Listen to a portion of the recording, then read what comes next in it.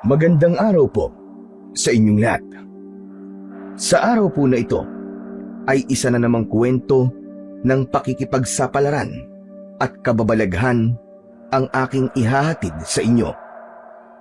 Ito ay kwento ng magpinsang sina Diego at Tikboy. Tanging sila na lang ang namumuhay na magkasama. Paglalako ng isda ang kanilang trabaho. Dahil binata na si Diego, ay may babae siyang nakursunadahan. Kaya nga lang, natutorpe siyang ligawan. Pero malakas ang loob ng batang pinsan na si Tikboy na naging tulay niya. Kaya lamang, may isa pang binata ang interesado rin sa dalagang si Raquel. Siya ay si Sandro. Galing ito sa lahing aswang.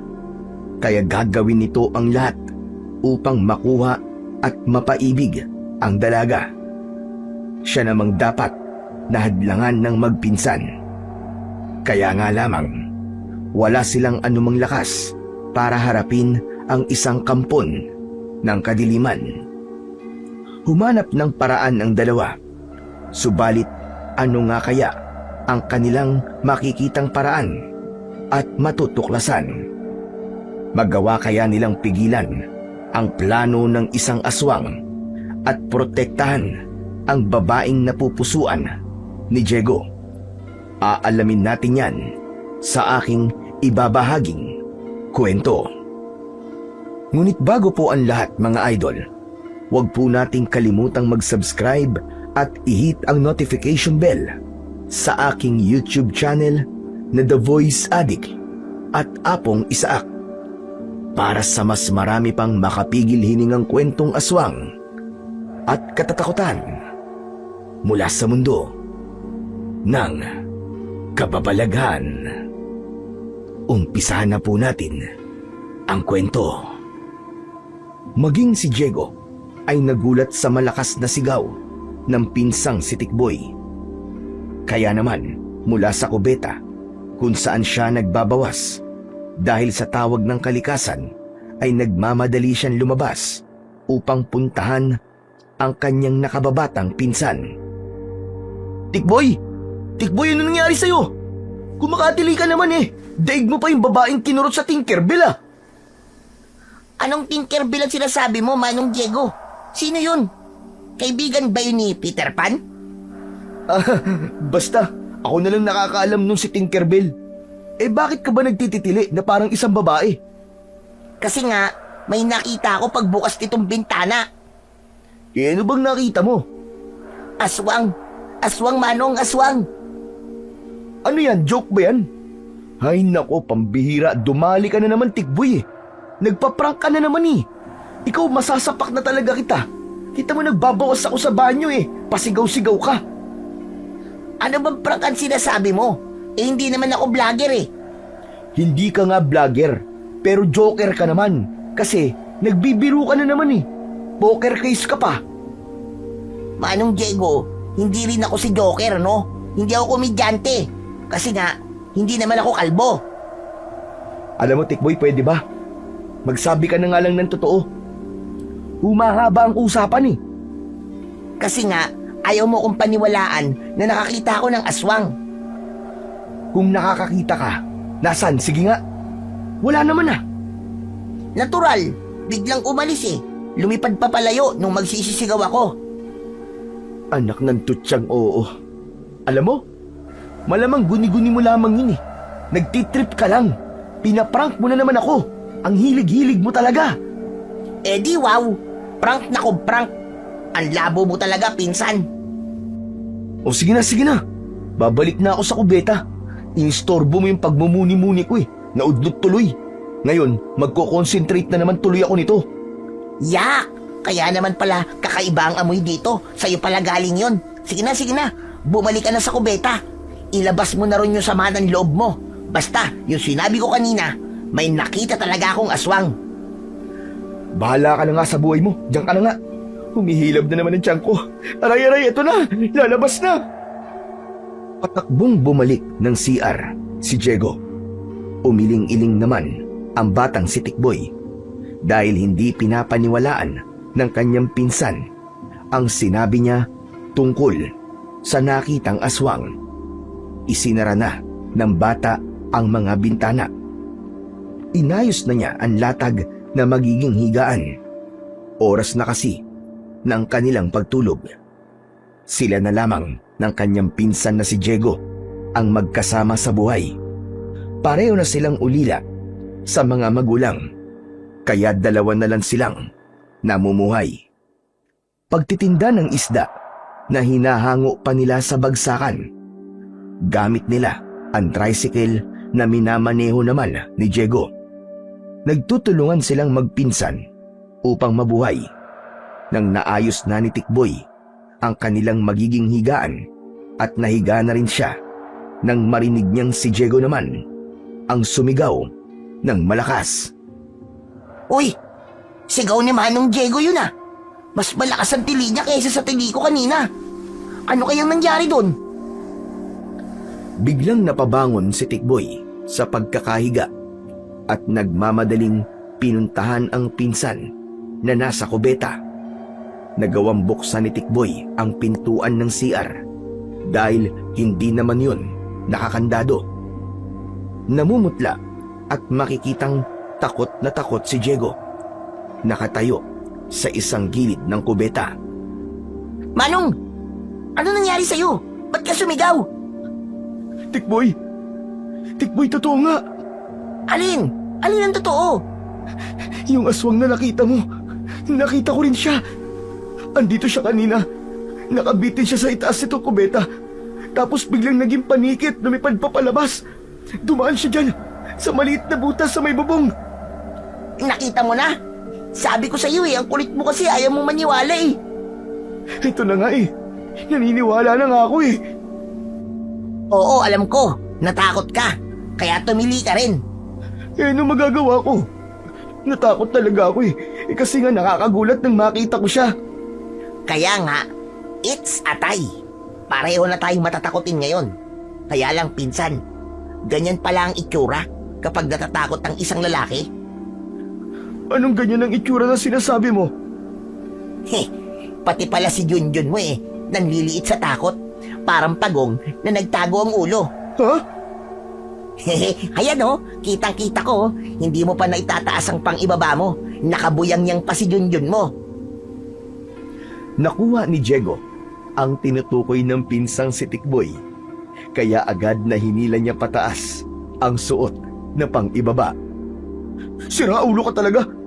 Pati ba naman tungkwan ko tinititigan mo pa? Nakita ko no magagawa ko. Nakabuyang-yang ba naman Hindi ka pala maaaring magmalaki sa akin, Manong Diego. Wala kang ipagmamalaki.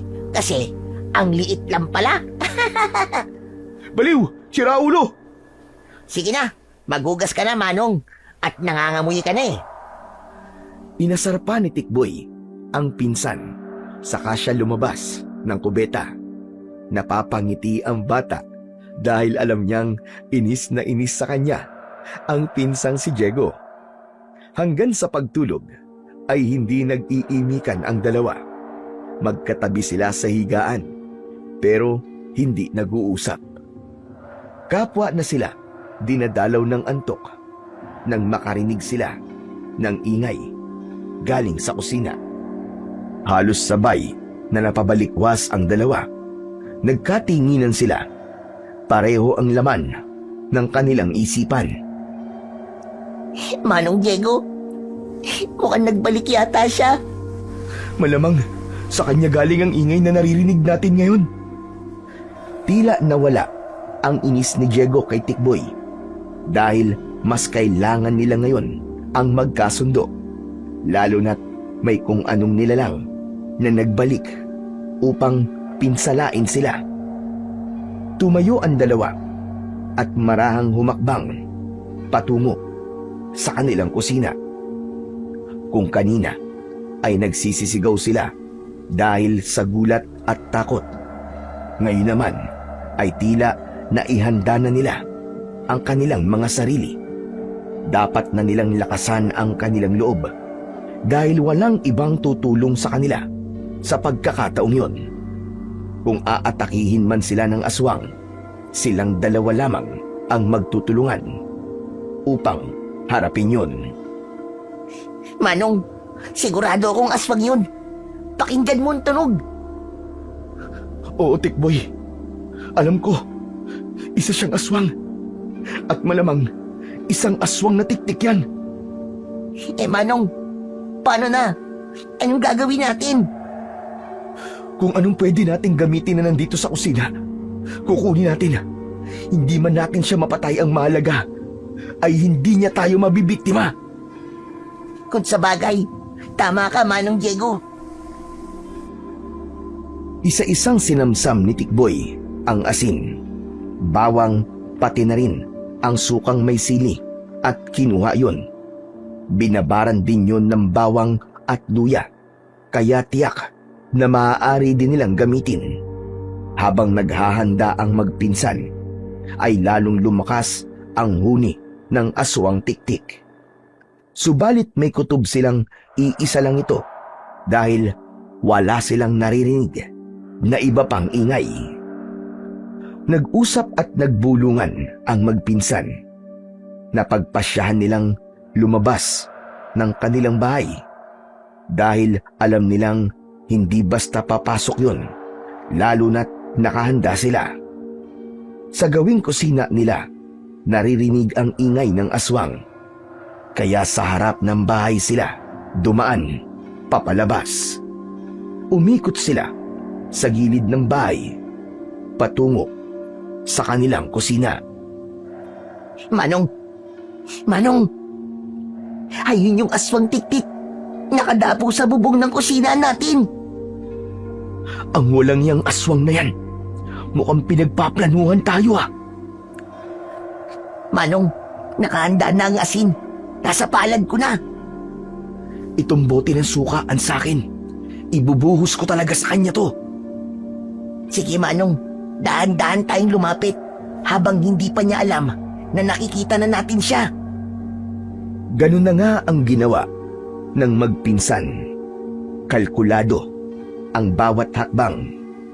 Maingat ang bawat galaw upang hindi maramdaman ng tiktik ang paglapit nila. Ganap na silang nakalapit sa aswang at halos magkasabay nilang isinaboy ang asin at ang suka. Ha! Paksiw ka ngayong aswang ka! Wala ka lang kawala ngayon! Demonyo ka! Kaya lamang, nagawa pa rin nitong makalipad. Ipinagaspas nito ang malalapad na pakpak upang lumipad pa itaas hanggang sa makalayo sa magpinsan. Manong! Nakatakas pa rin siya! Okay lang yun. Pero tiyak na dumikit sa katawan niya ang asin at suka na isinaboy natin.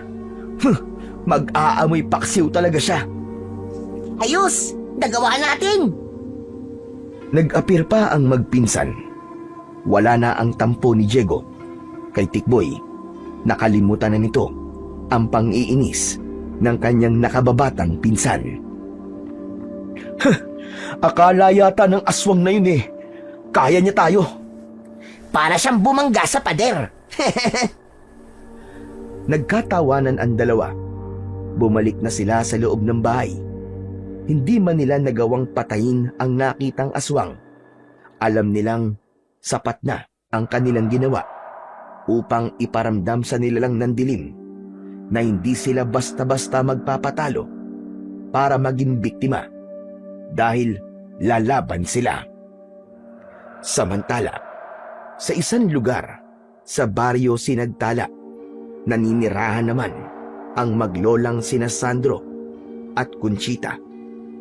Namumuhay sila na may kalayuan sa ibang mga naninirahan sa baryo. Malapit na yon sa paanan ng bundok. Pinili nila ang lugar na hindi maingay at makakapamuhay sila ng tahimik. Kagigising lamang ni Sandro, isang binata, guwapo, mestizo at nagiging kapansin-pansin sa mga kadalagahan. Nakita ni Sandro ang kanyang lola Conchita. Hawak ang isang basahang kulay puti na idinadampi sa kanyang balat. Alam niyang umalis ng gabing yun ang lola niya. Lola, ano po nangyari sa inyo? Ano po ba yung nasa balat niyo? Mga paso po ba yan? Wala ito, Apo. Huwag mo itong pansinin. Ano po bang wala? Eh may mga sugat ka. Parang nagtutubig. Kuwan kasi. Natapunan ng kumukulong tubig kanina. Ha? Bakit po?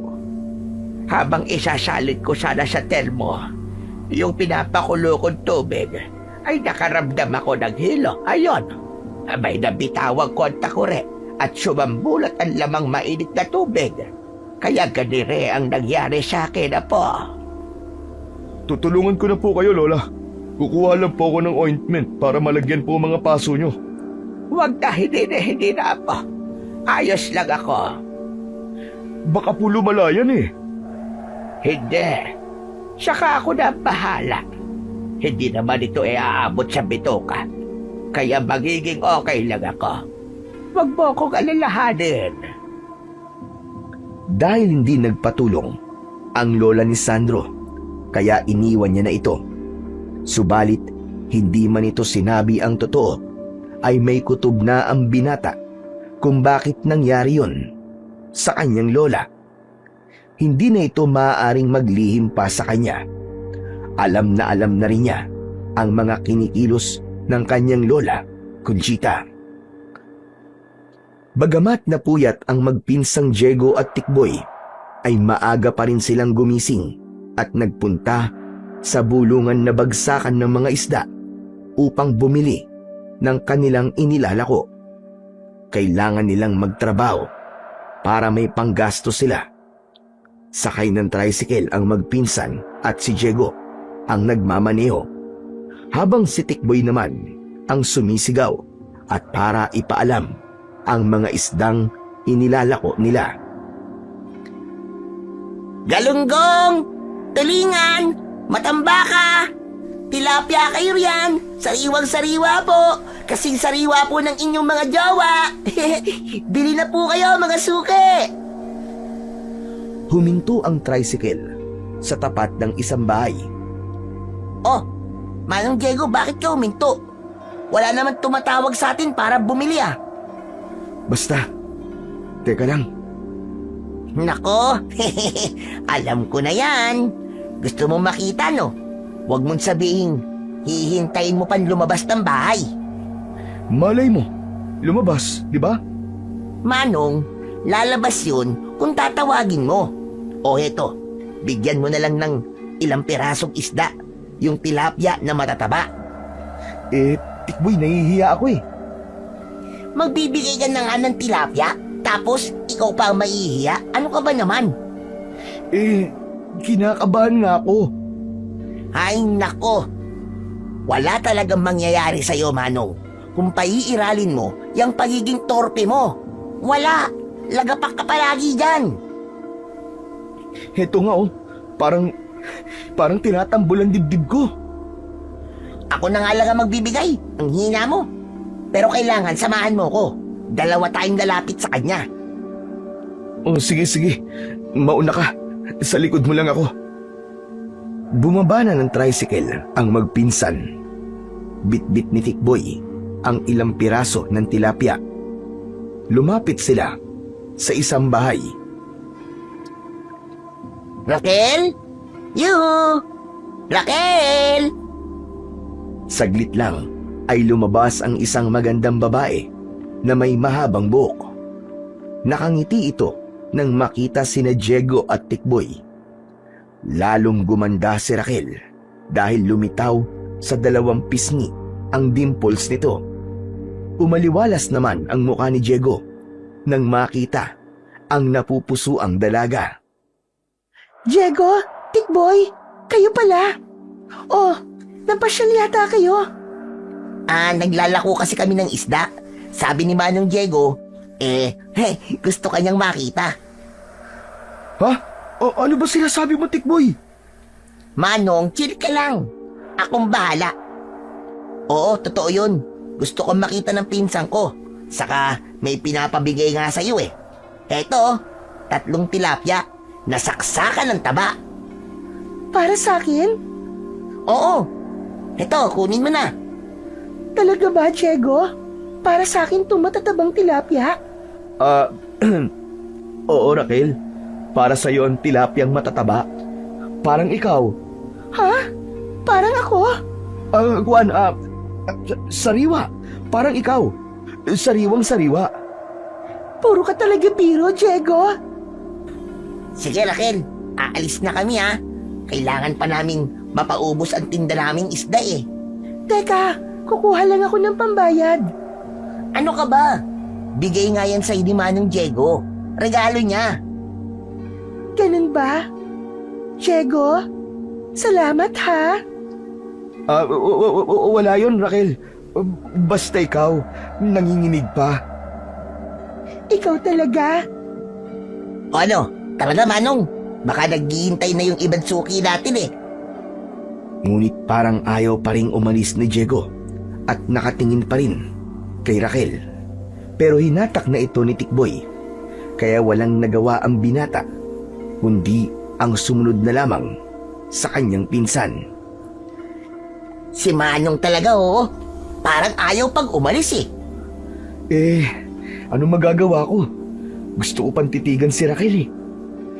Ang ganda-ganda niya talaga, Tikboy. Para siyang anghel. Puro ka nalang ganyan.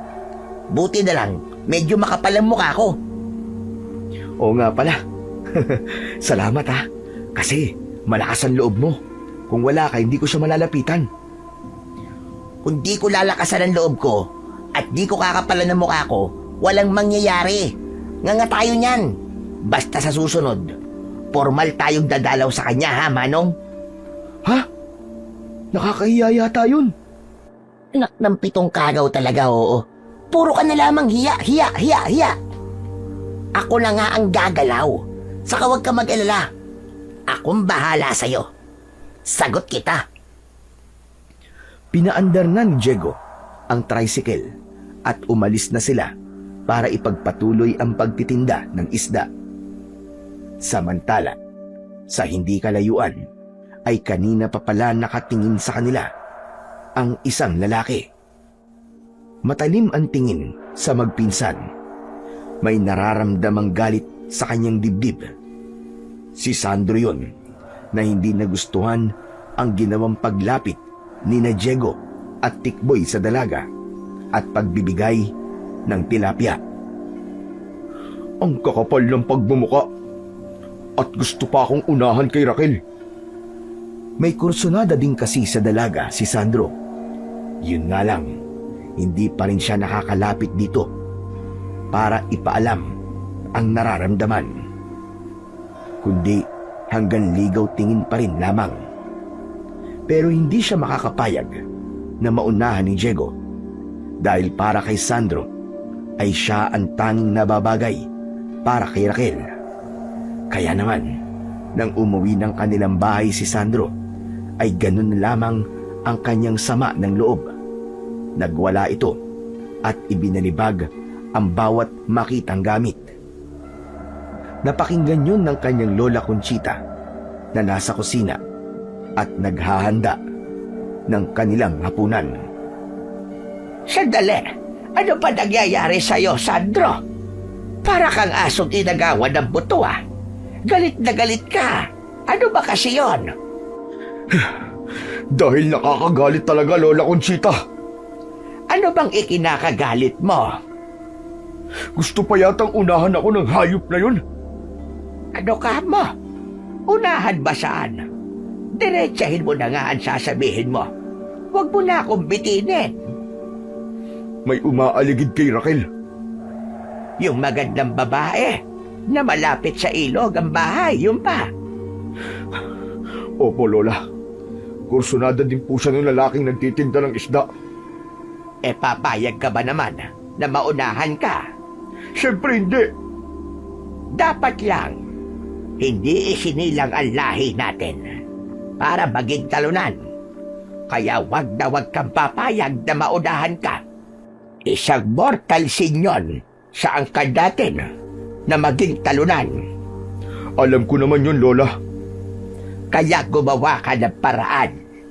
Baka naman gusto mong tulungan kita, apo. Hindi na po kailangan. Kayang-kaya ko na po ito. Tiyakin mo lang na hindi ka papalpak sa kung ano mang plano mo.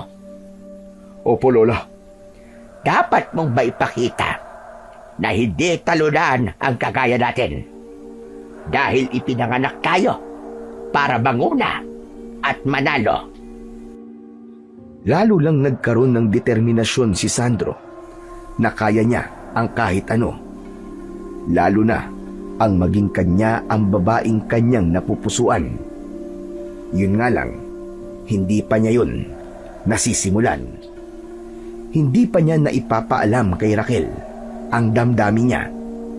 Samantalang si Diego ay naka-first step na sa tulong ng pinsan nito na si Tikboy.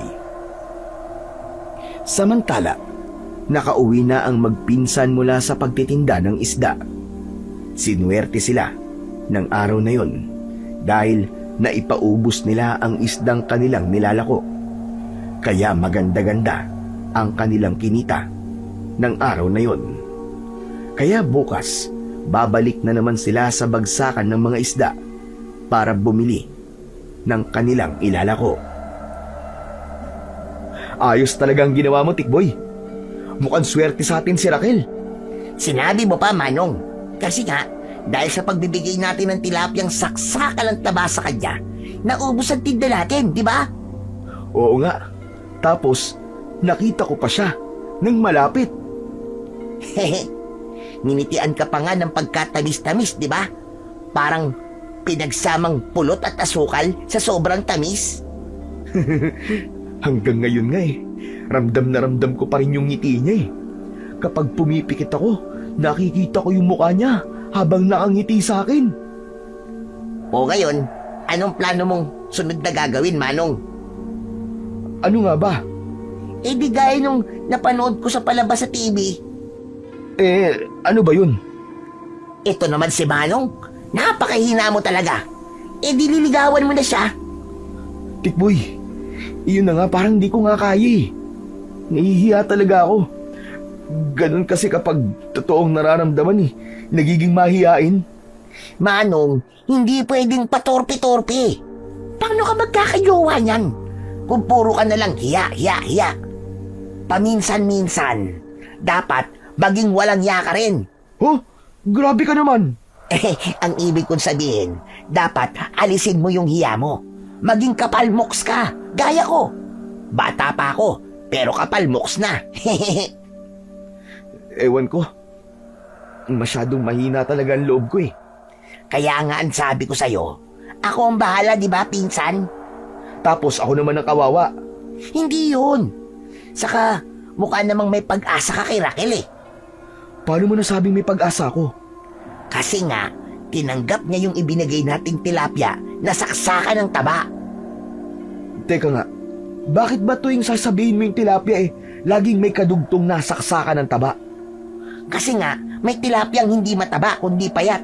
Saka naaalala ko kasi yung napapakinggan ko dati na pinatutugtog ni Lolo Emong.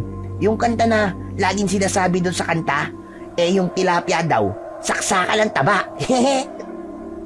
Oo, naaalala ko nga rin yung Tikboy.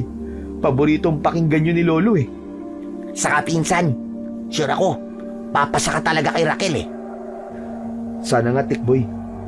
Kasi, kursunada ko talaga siya. Kaya lang, minsan nakita ko yung lalaking nakitira doon malapit sa may bundok. Yung gwapo tsaka mestizo.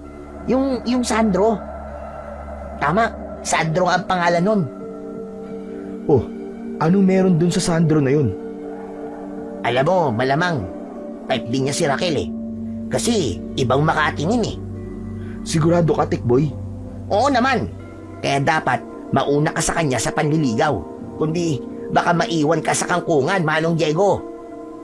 Hindi naman pwede yun. Patunayan mo na hindi ka basta-basta at kaya mong lumaban ng sabayan para sa babaeng kursunada mo. Dahil sa sinabi ni Tikboy, ay tila nagkaroon ng pangamba si Diego.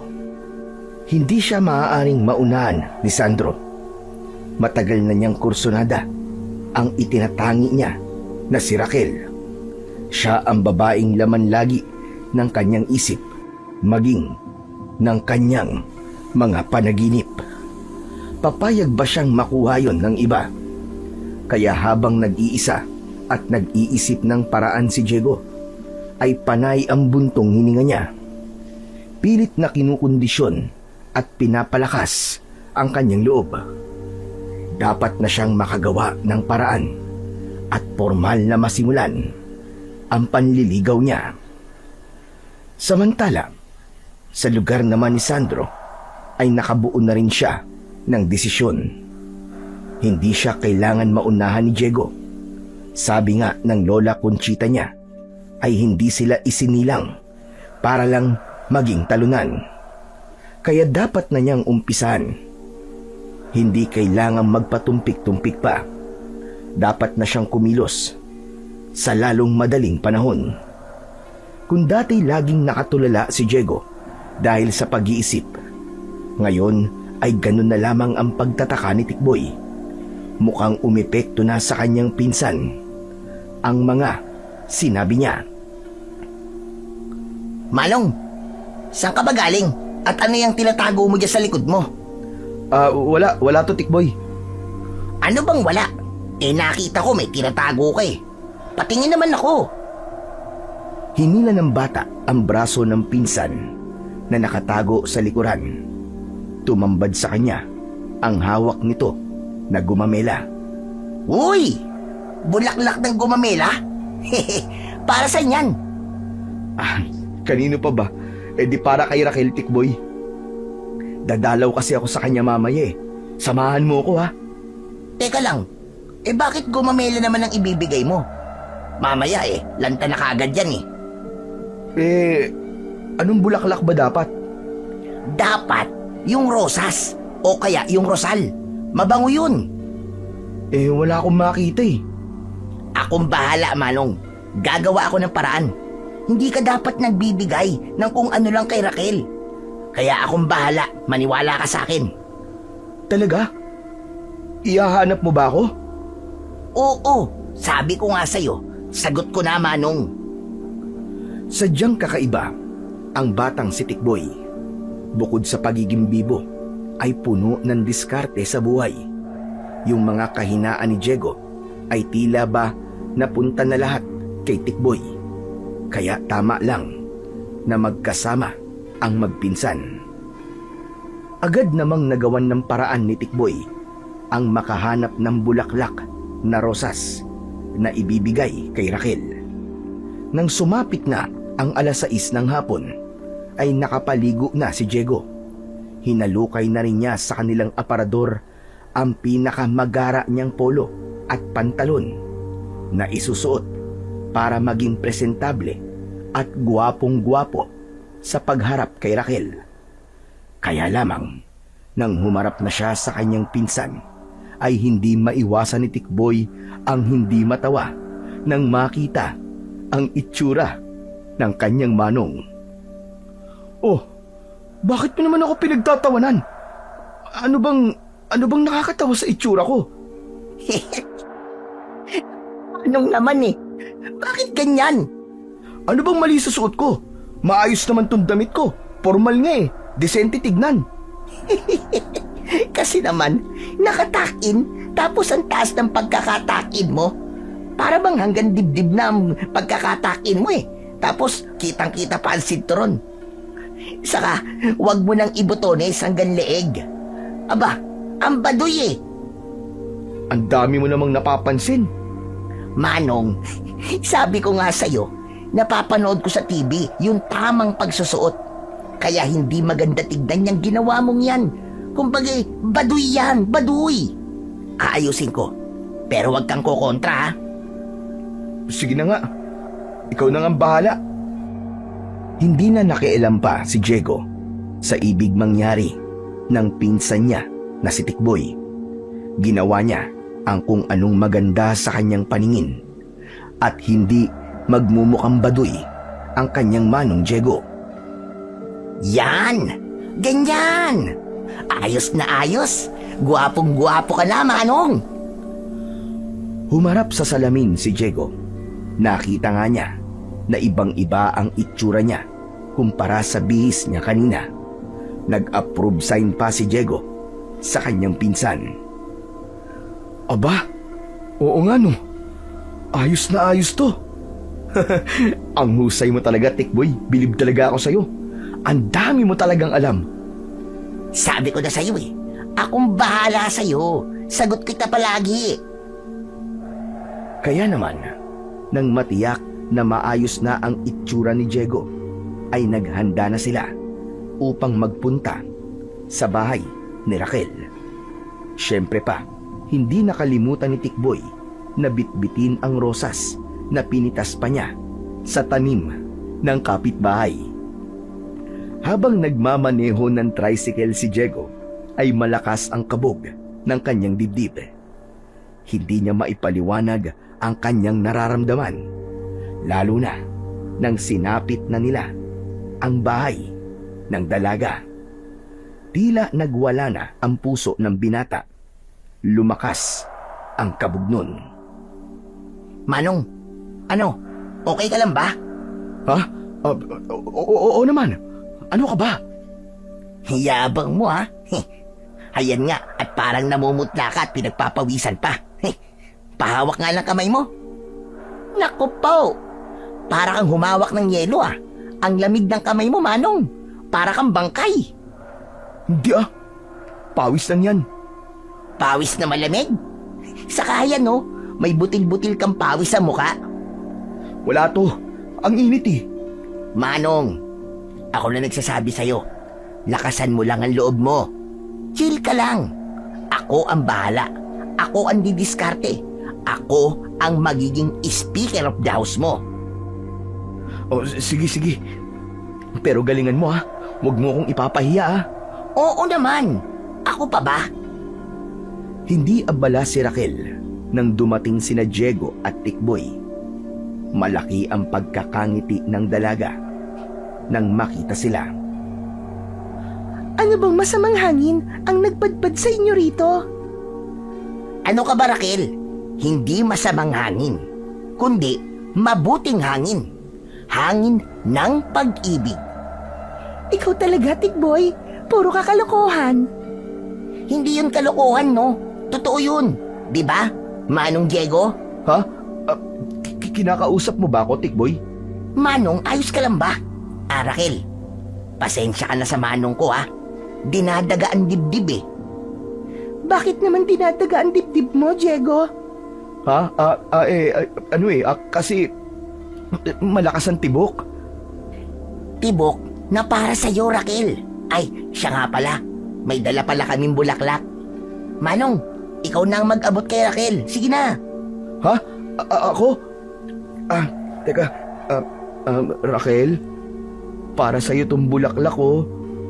Wow! Ang ganda naman ng rosas na to. Saan to galing? Dinekwat ni Tikboy sa tanim ng kapitbahay. Manong, ano ba sinasabi mo? Ay, hindi pala. Raquel, ang totoo tanim namin yan. Pinitas ko para sa'yo. Teka lang ha. Mabuti pa siguro maupo na muna kayo. Maghahanda lang ako ng kahit na anong makakain at maiinom nyo. Ano bang gusto nyo? Orange juice. Orange juice ang gusto ko, Raquel. Tikboy, ano ka ba? Nakakahiya naman kay Raquel. Nagtanong si Raquel, di ba? Kaya sumagot lang ako.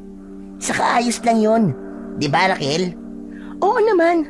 Saka may orange juice naman kami. Ikaw, Diego, anong gusto mo? Kahit tubig lang, Raquel. Kanina pa kasi nanunuyo ang lalamunan ko eh. Kanina pa kasi siya kinakabahan eh. Ha? Bakit naman? Ganon kasi si Manong kapag nakikita ka. Nanginginig ang buong katawan sa kaba. Tikboy, ano ka ba? Akala ko ba tutulungan mo ko? Nilalaglag mo na yata ako eh. Kayo talaga? Puro talaga kayo kalokohan. O sige, maiwan ko muna kayo ha. Para maihanda ko na yung merienda nyo. Iniwan na ni Raquel ang magpinsan. Samantala, sa labas ng bahay ay may nilalang na nagpupuyos sa galit at sama ng loob. Kanina pa pala nakamasid si Sandro sa magpinsan. Naunahan siya ni na Diego. Kinapos siya ng oras, kaya nasa loob na ng bahay ang magpinsan nang dumating si Sandro sa bahay ni Raquel. Hindi na kinaya pa ni Sandro ang paghihirap ng loob na nararamdaman niya. Kaya bumalik na lang ang binata sa bahay nito. Nakita naman ng kanyang lola Conchita ang kalungkutan na nararamdaman ng kanyang apo. Subalit may galit na halo sa mga mata. Lumapit ang matandang babae para kausapin ito. Hindi mo ba aaring ipagkaila sa akin, Apo? May problema ka? Ang walang hiyang yun. May kaaway ka ba? Wala. Wala, Lola. Pero si Diego, kasama ang pinsan niya. Nakita ko, naroon kina Raquel. Kung ganon, hindi ka na tumuloy kina Raquel. Ganon ba? Paano pa akong tutuloy, Lola? Kung naroon na sina Diego. Sana hinintay mo silang umalis. Saka ka pumunta kay Raquel. Hindi na. Huwag mo sabihin sumusuko ka na kagad, Apo. Kung talagang gusto mo si Raquel, dapat ipaglaban mo yung nararamdaman mo para sa kanya. Huwag kang papayag na basta na lamang maging talunan. May araw din sa akin ang Diego na yun. Ganyan! Huwag kang basta-basta susuko at mawawalan ng pag-asa. Sabi ko nga, wala sa lahi natin ang bastang sumusuko. Saka sayang lang ang pagiging aswang mo. Kung di mo yang gagamitin para alisin sa landas ang mga taong sa tingin mo ay magiging sagabal. Lola, kulang pa ang lakas at kakayahan ko bilang aswang. Sa susunod na pagbilog ng buwan, magbe-21 na ako. Ang edad na magiging buo na ang aking pagiging aswang. Pero Apo, maaari mo nang gamitin ang pagiging aswang mo. Lalo na kung hindi naman aswang ang iyong makakaharap. Kailangan mo lang ang kompletong lakas kapag isang aswang din ang iyong makakalaban. Subalit kung isang tao lamang, tsak, lamang ka sa kanila kung lakas ang pag-uusapan. Salamat, Lola Conchita. Hindi ko po kasi alam yun eh. Ngayong alam mo na, hindi ka dapat magsayang ng panahon. Sabi ko nga sa'yo, huwag kang papayag na maging talunan. Malaki ang pagkakangiti ni Sandro. Ngayon ay alam na niya ang gagawin at may lakas na siya ng loob para makuha ang pag-ibig ng babaeng kanyang napupusuan. Kaya sa gabing yon ay may nabuong plano si Sandro. Masayang umuwi sina Diego at Tikboy. Abot tenga ang ngiti ni Diego dahil kahit paano ay nakasama nila si Raquel ng ilang oras. Nagkausap, nagkwentuhan at nagkatuwaan sila. Tapos nang kumain ng hapunan ang magpinsan, inayos na ni Tikboy ang latag na kanilang tutulugan.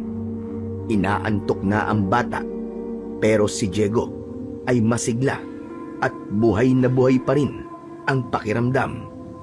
Napapangiti na nakatingin sa kawalan. Napansin niyo ni Tikboy na panay ang hikab dahil sa nararamdamang antok. Manong, ayos ka lang ba? Walang tugon si Diego. Nakamasid pa rin sa kawalan na may pagkakataon na napapangiti pa.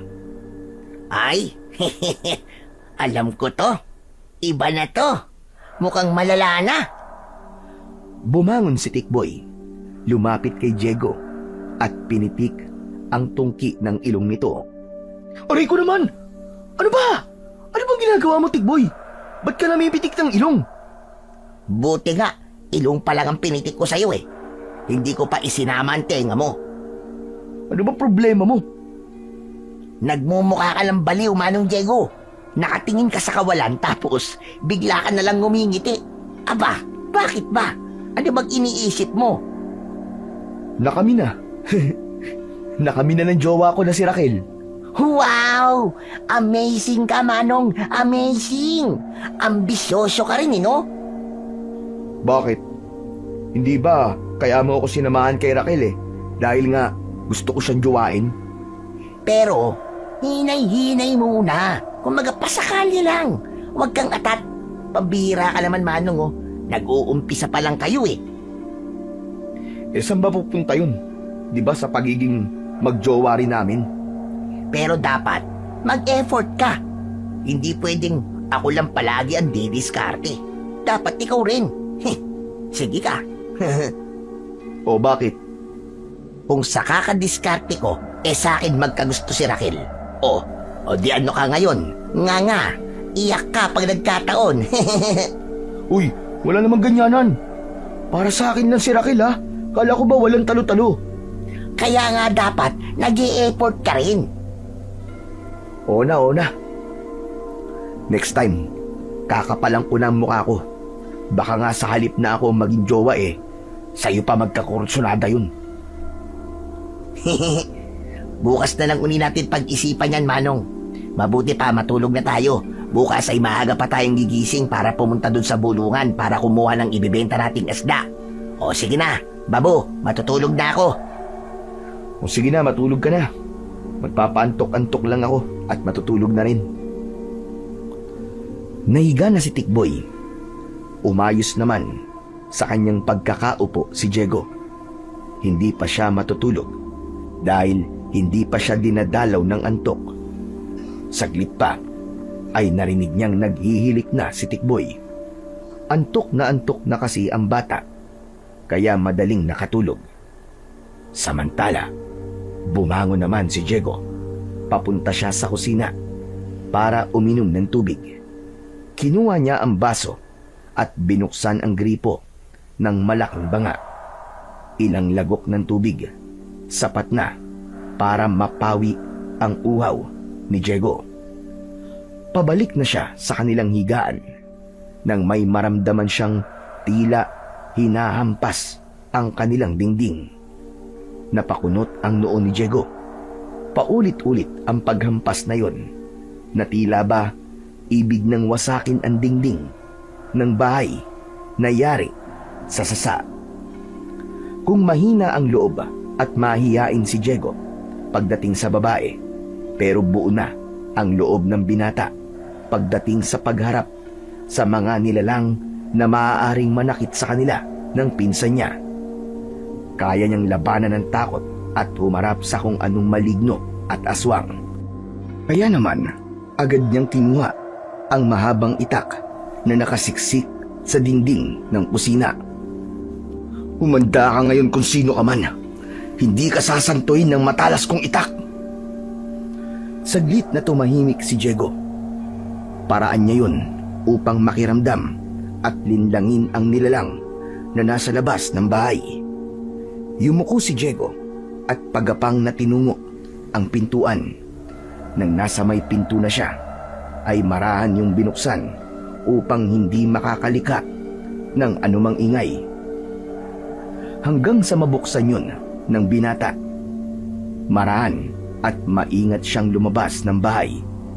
Nang makalabas na siya, kitang-kita niya ang isang aswang na naroon na tila ibig sirain ang dingding. Agad na hinawakan ng maigpit ang itak at sinugod ang aswang na naninira ng kanilang dingding upang itarak ang matalas na itak. Kaya lamang hindi ito tinamaan kundi mabilis na nakaiwas. Sa halip na matakot ang aswang sa ginawang pagsugod ni Diego, ay umatungal pa ang halimaw. Tumulo ang malagkit na laway nito na may kasama pandugo, habang tila ibig sindakin si Diego. Ugok, akala mo yata matatakot mo akong aswang ka? Nagkakamali ka, uy. Kay Raquel lang ako naduduwag kasi mahal ko yun. Pero sa yung isang aswang, hindi kita kinatatakutan. Hindi titindig ang balahibo ko sa'yo. Dahil nanggigigil na akong patayin ka. Biglang sumugod si Diego. Subalit muling nakaiwas ang aswang sa kanya. Lalong nagpuyos sa galit ang aswang nang hindi niya nagawang dakmain ang binata. Nanlilisik ang mga mata nito na gustong sunggaban si Diego. Ngunit kanina pa nakahanda at iniumang na ng binata ang hawak na mahabang itak. Kaya sa gagawing pag-atake sa kanya ay magagawa na niyang ibaon ng itak sa katawan ng halimaw. O ano? Sige! Lumapit ka para makita mo ang hinahanap mo. Lapit! Lumapit ka! Nanatiling nasa harap ni Diego ang aswang na tila ba humahanap ng tamang tiyempo upang sumugod sa binata. Kung gusto mo makipagtitigan sa akin, bahala kang aswang ka. Pero titiyakin ko sa'yo, hindi ka makakalapit sa akin. Yan ang tandaan mo. Waring nag-iisip ang aswang ng gagawing hakbang. Lalo na't nakikita niyang handang-handa si Diego para makipagsabayan sa kanya. Matalas ang hawak na itak ng binata at tiyak susugat yun sa katawan ng halimaw. Subalit bago pa makakilos ang aswang at sunggaban si Diego, ay bumukas ang bintana na nasa mismong tapat ng halimaw. Dumungaw doon si Tikboy na hawak ang bote na may lamang suka na binabaran pa ng maraming bawang at nilagyan ng asin. Ibinuhos yun ng bata sa aswang na nasa tapat ng bintana. Napasigaw ng malakas ang aswang nang mabuhusan ng sukang may bawang. Labis siyang nasaktan at tila umusok ang katawan dahil sa likidong bumuhos sa katawan niya. Pagkakataon na sana yun ni Diego upang sugurin ng aswang na natataranta. Kaya lamang nadako ang atensyon niya sa kanyang pinsan na si Tikboy. Tikboy! Umalis ka na dyan! Dalihan mo! Nagwawala ang aswang! Nabuhusan ko na suka may bawang! Isara mo ang bintana at baka pumasok dyan! Bilisan mo na! Agad na sinunod ng bata ang sinabi ng nakatatanda niyang pinsan. Isinara niya ang bintana.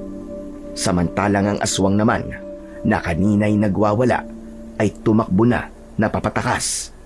Hahabulin pa sana ni Diego pero tuluyan na itong nawala sa kasukalan at hindi na niya nakita sa kadiliman. Nang matiyak na wala na ang aswang, ay pumasok na sa loob ng bahay si Diego. O ano, Manong? Ayos ba ang ginawa ko? Okay sa alright ba? Oo naman, napatakbo mo yung aswang eh. Naalala ko kasi yung suka, kaya naisipan kong kunin kanina. Buti pala nagising ka, Tikboy. Siyempre naman, sino bang di magigising? Gumagalaw ang bahay tapos naririnig ko na parang may ingay at sumisira sa dingding. Tapos nang silipin ko, ayun, may aswang na nasa harapan mo. Eh di binuhusan ko na suka. Kung di ka sumilip sa bintana, baka nagkaupakan na kaming dalawa. Matitikman niya ang talas nitong itak ko. Wow! Ang tapang mo na talaga, Manong, ha?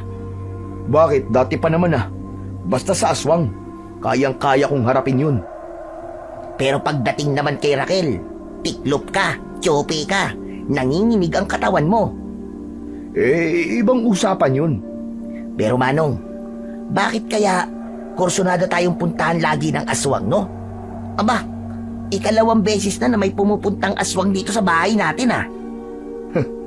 Baka naman, trip kang kunin. Aba, bakit ako? Kasi bata ka pa. Mas gusto nila ang lamang loob ng bata kasi nga sariwang-sariwa pa. Bakit? Yung dugo at laman loob mo, iba na ba ang lasa? Kadiri na ba para sa mga aswang yon? Aba malay ko. Basta ang alam ko, mas malinamnam para sa kanila kapag bata pa. Kailangan palang mag-ingat ako palagi dahil baka bigla na lang may aswang na umatake sa akin. Delikado pala ako sa mga dimutres na yun. Madali lang ang solusyon dyan para hindi ka basta makukuha ng aswang. Ano? lagi ka maglalagay ng bawang sa bulsa mo. Para kapag may biglang nagpakita sa iyong aswang, may panlaban ka sa kanya. Oo nga no. Ang husay mo rin pala mag-isip, Manong, ha? Samantala, sino nga ba ang aswang na yon na umatake kina Diego? Nagising si Lola Conchita dahil sa ingay na parabang nahihirapan. Bumangon ang matanda upang tignan kung saan ba galing ang naririnig na tila ungol. Sandro, apo, ano bang nagyari sa'yo? Mga hayop sila. Mga walang hiya. Bakit, apo? May nakaaway ka ba? May nangwawalang hiya ba sa'yo? May araw din siya. May mga paso ka sa katawan, ha? Nasira tuloy ang ganda ng balat mo, apo. Gagaling din naman ito, Lola Conchita eh. Sinong may kagagawan dyan? Sabihin mo sa akin at babalikan ko siya. Wag na, Lola. Kaya ko nang balikan yun. Ayokong nakikita kang nasasaktan, apo. Dahil nasasaktan din ako. Ipinangako ko sa namatay mong ina na ako ang bahala sa'yo. Napoprotektahan kita. Ngayon lang naman to, Lola. Hindi na to mauulit pa. Abay, dapat lang. Dahil titiyakin ko na sa susunod naming paghaharap ng hambog na yun, may paglalagyan na talaga siya sa akin. Alam kong mangyayari yon. Lalo na't malapit nang sumapit ang iyong 21 kaarawan. Mabubuo na sa katawan mo ang pagkaaswang. Isang malakas na aswang. Kaya babalikan ko siya. Ipaparamdam ko sa kanila ang galit ng isang aswang. Tinulungan ng kanyang Lola Conchita si Sandro para gamutin ang mga sugat at paso na natamo nito dahil sa ginawa ng batang si Tikboy. Pagkatapos na dampian ng langis ng aswang, ay nakatulog na si Sandro. Bilang lola na nagmamahal sa kanyang apo, ay awa ang naramdaman niya. Masakit sa kanya na makitang naghihirap ang kalooban ni Sandro dahil nabigo ito sa kanyang pakay. Alam ni Lola Conchita kung saan galing ang kanyang apo. Kaya naman, may nabuo itong plano. Sa mga susunod na araw, ay siya naman ang aalis para iganti ang kanyang apo na si Sandro. Dahil naging palagay na rin ang loob ni Raquel sa magpinsang sina Diego at Tikboy, ay maayos na silang tinanggap ng dalaga nang minsang pumasyal uli sila pagkatapos ng paglalako ng isda ng magpinsan. Dumaan sila sa bahay ni Raquel. Mag-isa nang namumuhay ang dalaga dahil ulila na ito sa mga magulang. Sinadya rin ni Diego na magtira ng 1 kilong isda sa kanilang paninda para may dahilan upang dumaan sila sa bahay ng dalaga. Baka may iba pa kayong pupuntahan. Maabala kayo, Diego. Wala na, Raquel. Di ba, Manong? Oo. Tapos na kami magtinda ni Tikboy eh. Talagang gusto lang naming dumaan sa'yo. Salamat, ha. Nakakainip din kasi na mag-isa dito. Kaya natutuwa ko na napapadaan kayo dito sa bahay ko. Ay, oo nga pala. May dala pala kami ulit isda. Heto, oh. Hindi na yan tilapia, kundi dalagang bukid. Kasing sariwa mo yan. Hayang ka na naman, Tikboy, ha. Totoo naman yun eh. Nasariwang-sariwa ka. Kaya nga, patay na patay sa'yo ang pinsan ko eh. Tikboy, ano ba sila sabi mo? Manong, akong bahala. Saka, gusto ko lang na mapasaya si Raquel para hindi siya nalulungkot. Sabi nga niya, malungkot ang nag-iisa. Kaya nandito tayo, di ba? Alam nyo, unti-unti na akong nasasanay sa mga kalokohan yung dalawa. Lalo na sa'yo, Tikboy. Pasensya ka na sa pinsang ko, Raquel ha. Medyo may tililing kasi talaga yan eh. Ayos lang yun, Diego. Nakakaaliw nga ang mga banat nitong si Tikboy eh. Ayos. Narinig mo ba yon, Manong? Kahit may tiniling ako, naaaliw si Raquel sa mga banat ko. Kaya dapat, bumalat ka na rin. Anong banat? Ay, ang ibig ko sabihin, yung panliligaw. At teka, ano kaya kung iwan ko muna kayo? Maglalakad-lakad lang ako sa labas para naman makapag-usap kayo ng kayo lang. Teka lang, Tikboy! Huy! Manong, pagkakataon mo na to. Kaya diyan ka na lang. Magpapahangin lang ako doon sa labas. Raquel, kapag may ginawang masama si Pinsan, subigaw ka lang, ha? Palabiro ka talaga, Tikboy. Baka matakot na si Raquel sa akin yan. Kung ano nung sinasabi mo. Hindi joke lang naman yun, Raquel eh. Mabait kaya ang Manong Diego ko. Kahit pa pitikin mo yan sa ilong, hindi yan gaganti. O sige na, dyan na kayong dalawa.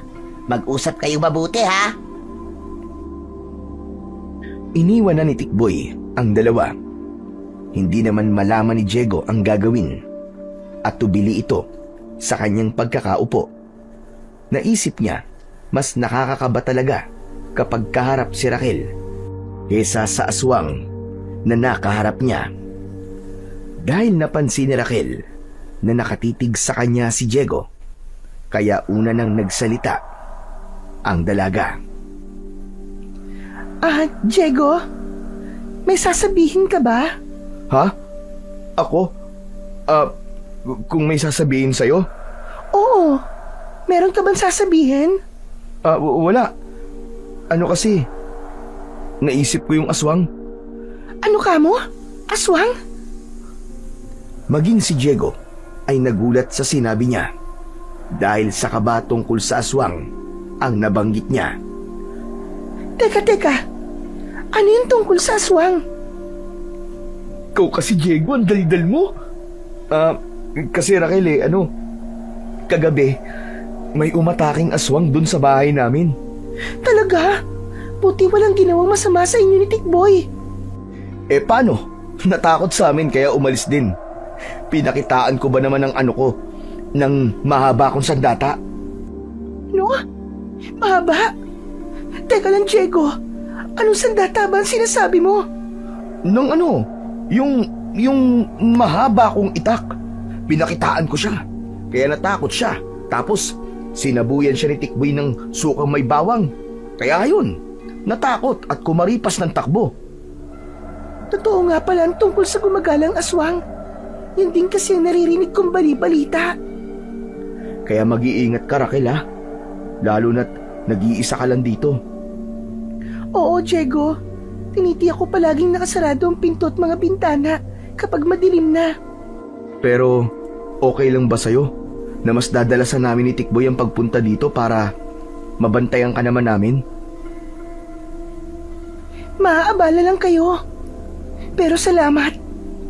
Okay lang sa amin yun. Ano ka ba? Para matiyak naman namin ni Tikboy na walang masamang mangyayari sa'yo. Ilang oras ding namalagi sina Diego sa bahay ni Raquel. Nang nasa bahay na sila, ay walang pagsidlan ang kasiyahan ng binata. Malaki ang pagkakangiti niya na agad namang napansin ni Tikboy.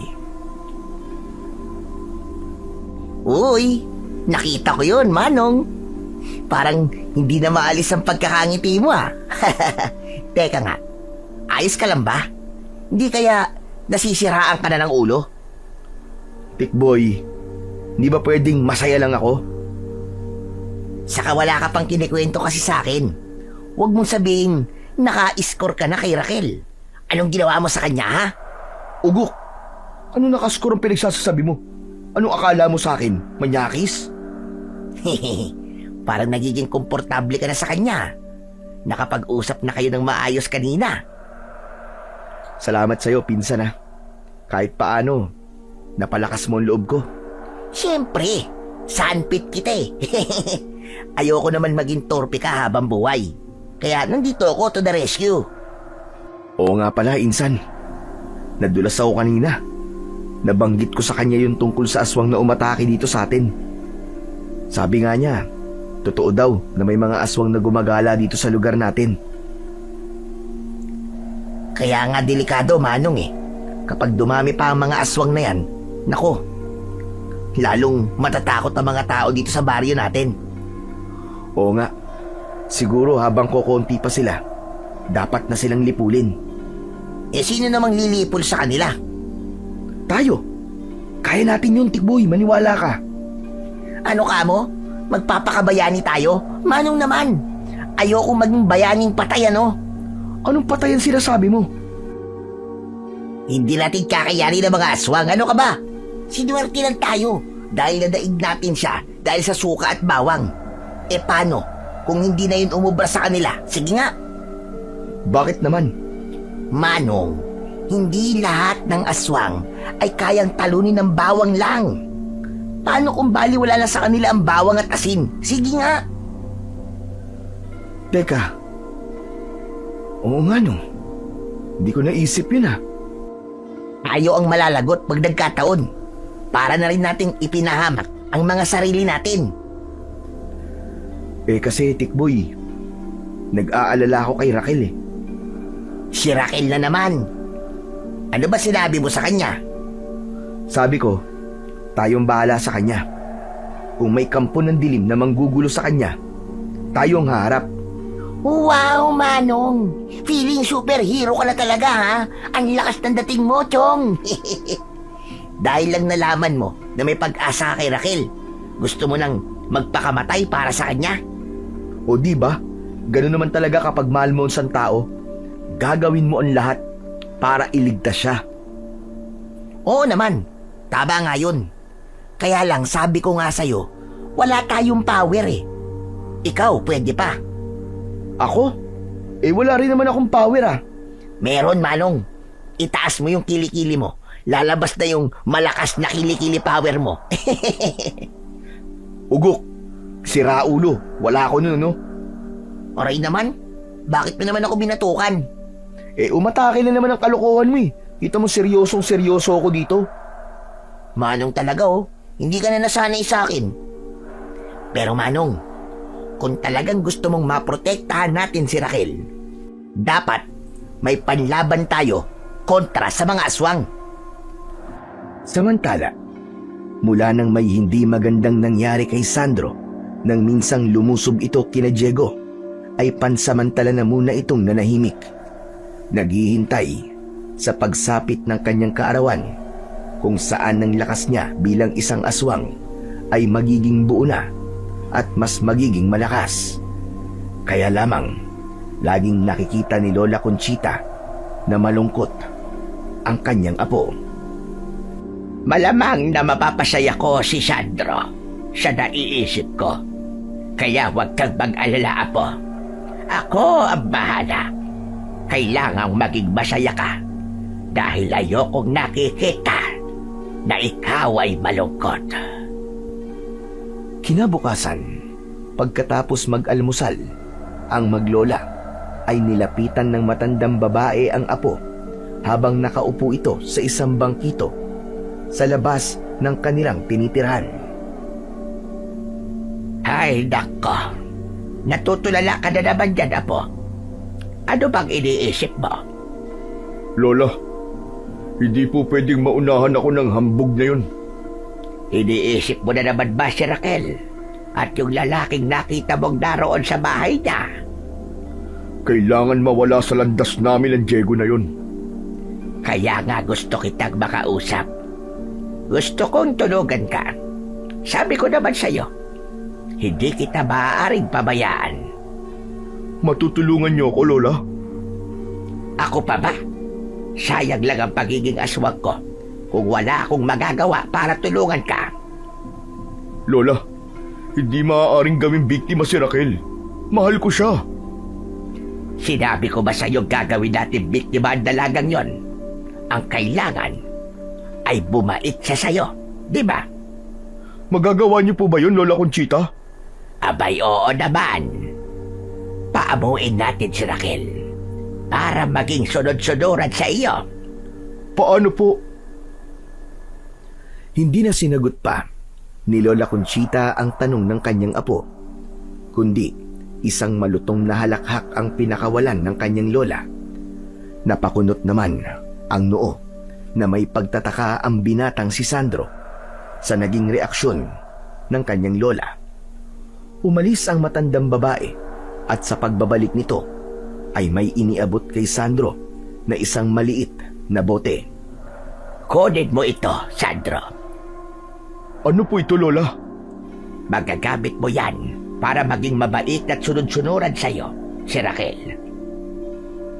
Anong gagawin ko sa laman ng bote na to? Iwiwisik mo ang laman ng bote na yan sa bagay na ireregalo mo sa kanya. Bulaklak man ito o prutas.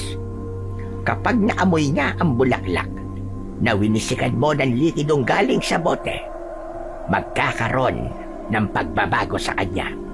Ganon din naman kapag kinain niya ang prutas na winisikan mo ng likidong yan.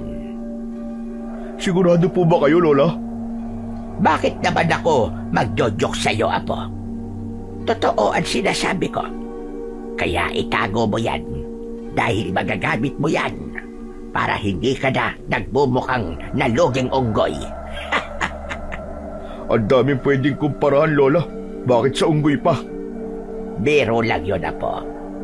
O sige na, gamitin mo na yan sa lalong madaling panahon dahil may expiration ang bisa ng likidong yan. Bukod sa pagiging aswang ni Lola Conchita, ay galing din siya sa lahi ng mga mambabarang na gumagawa ng kakaibang gayuma. Nagagawa nilang kakaiba ang simpleng tubig kapag naorasyonan nila yon gamit ang dasal na galing sa kampon ng kadiliman. Kaya hindi na nag-aksaya pa ng panahon si Sandro. Nang araw ding yon ay humanap ng bulaklak ang binata. At upang makasiguro, ay sinamahan na rin niya yun ng prutas. Hinog na mangga ang kanyang napili. Rosas na pulang-pula at matamis na mangga. Ito ang ibibigay ko kay Raquel. Kaya humanda ka, Raquel, dahil magbabago na ang lahat sa buhay mo. Buo ang loob na dumalaw si Sandro kay Raquel. Hindi yun ang una niyang pagdalaw, kaya lamang tila walang interes sa kanyang makipag-usap ang dalaga. Subalit sa pagkakataong yun, ay inaasahan niyang magkakaroon na yun ng pagbabago. Marahang kumatok si Sandro sa pinto ng bahay ni Raquel. Nang buksan ng dalaga ang pinto, ay malaki ang pagkakangiti nito. Marahil ang inaasahan niyang darating ay sina Diego at Tikboy.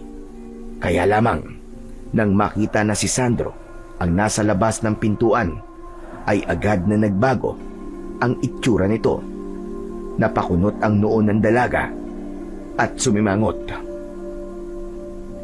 Ikaw na naman? Ha? Ngayon lang uli ako bumisita sa'yo, Raquel. Alam ko, Sandro. Pero di ba sabi ko naman sa'yo, wag mo na akong puntahan dito. Gusto lang naman kitang makita at makakwentuhan. Busy ako. Marami pa akong gagawin, Sandro. Pero Raquel, Sa ibang araw ka nalang bumalik, pwede? sige. Pero iiwan ko na lang sa itong flowers na dala ko. Saka heto, matamis na mangga. Alam kong paborito mo to eh. Napatingin lamang si Raquel sa binatang nasa kanyang harapan. Mahilig siya sa mga bulaklak at paborito din niya ang mangga, lalo na kapag matamis. Kaya hindi niya natanggihan ang binigay ni Sandro. Kinuha niya ang palumpon ng bulaklak at ang prutas na nasa isang maliit na basket. Otomatiko namang agad na inamoy ni Raquel ang bulaklak pagkatapos niyang abutin ito. Kaya malaki ang pagkakangiti ni Sandro. Hindi yun napansin ni Raquel dahil ang atensyon nito ay nasa hawak na bulaklak at matamis na mangga. Pagkatapos na amuyin ni Raquel ang bulaklak, ay tila nakaramdam ng kakaiba ang dalaga. Napapikit ang mata na tila nakaramdam ng konting hilo. Oh, bakit Raquel? Ano nangyayari sa'yo? Wala. Parang bigla lang ako nahilo. Pero nawala rin kagad. Baka dahil lang sa pagpupuyat ko. Nagpupuyat ka? Oo. Nag-aalala kasi ako matulog dahil baka biglang may umataking aswang. Mas mainam yung gising ako at nakaredy. Aswang? Natatakot ka sa aswang? Oo naman. Kung bigla akong lapain nun, di magiging kwento na lang ako. Ngayong nandito na ako, akong bahala sa'yo, Raquel. Ipagtatanggol kita sa aswang na sinasabi mo. Siya nga pala. Ba't dito tayo nag-uusap sa may pintuan? Halika, Sandro. Pumasok ka muna dito sa loob. Napatitig si Sandro sa dalaga. Kanina lang ay gusto siya nitong itaboy at paalisin. Ngunit ngayon, pinapapasok na siya sa loob ng bahay. Tama nga ang kanyang lola Conchita. Yun ang agad na pumasok sa isip ni Sandro. Nagkakaroon na ng bisa ang iwinisik niyang likido sa bulaklak at prutas na ibinigay niya kay Raquel. Walang pagsidlan ng kasiyahan ng binata nang magbago ang pakikitungo sa kanya ng dalaga. Kung dati ay hanggang pinto lang siya, ngayon ay pinapapasok na siya sa loob ng bahay. Masayang nakipagkwentuhan kay Sandro si Raquel. Ang kaganapang yon ay hindi naging lingid kina Diego at Tikboy na napadaan sa tapat ng bahay ni Raquel. Galing na noon ng magpinsan sa paglalako ng isda. At gaya ng dati, ay may itinabi silang isda na ibibigay sa dalaga. Manong Diego, totoo ba tong nakikita ko? Ha? Oo, Tikboy. Totoo tong nakikita natin. Hindi to fake news.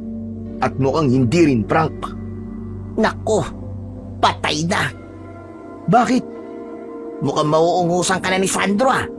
Masaya silang nag-uusap ni Raquel oh. Ikaw naman. Baka naman talaga lang mahilig makipagkaibigan si Raquel. Kaya lang insan, dati naman, hindi niya hinaharap si Sandro. Pero ngayon, nasa loob pa ng bahay at nakikipagkwentuhan sa kanya. Pinapasok siya ni Raquel. Sabi ko nga, baka nagiging friendly lang si Raquel. Manong, ayun, palabas na ng bahay si Sandro. Pauwi na siya. Hintayin natin makaalis siya. Tapos, saka tayo lalapit kay Raquel. Hinintay ng magpinsan na makaalis at tuluyang makalayo si Sandro. Saka pa lang sila lumapit sa bahay ni Raquel. Magiliw pa ang naging pagtawag ni Tikboy sa dalaga. Hello Raquel, nandito kami uli ni Manong Diego ko. Kumusta ka na, Raquel? Ayos lang. Ba't ba kayo nandito? Anong kailangan nyo?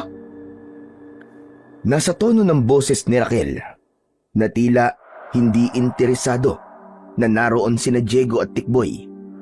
Bagay na ipinagtataka ng magpinsan.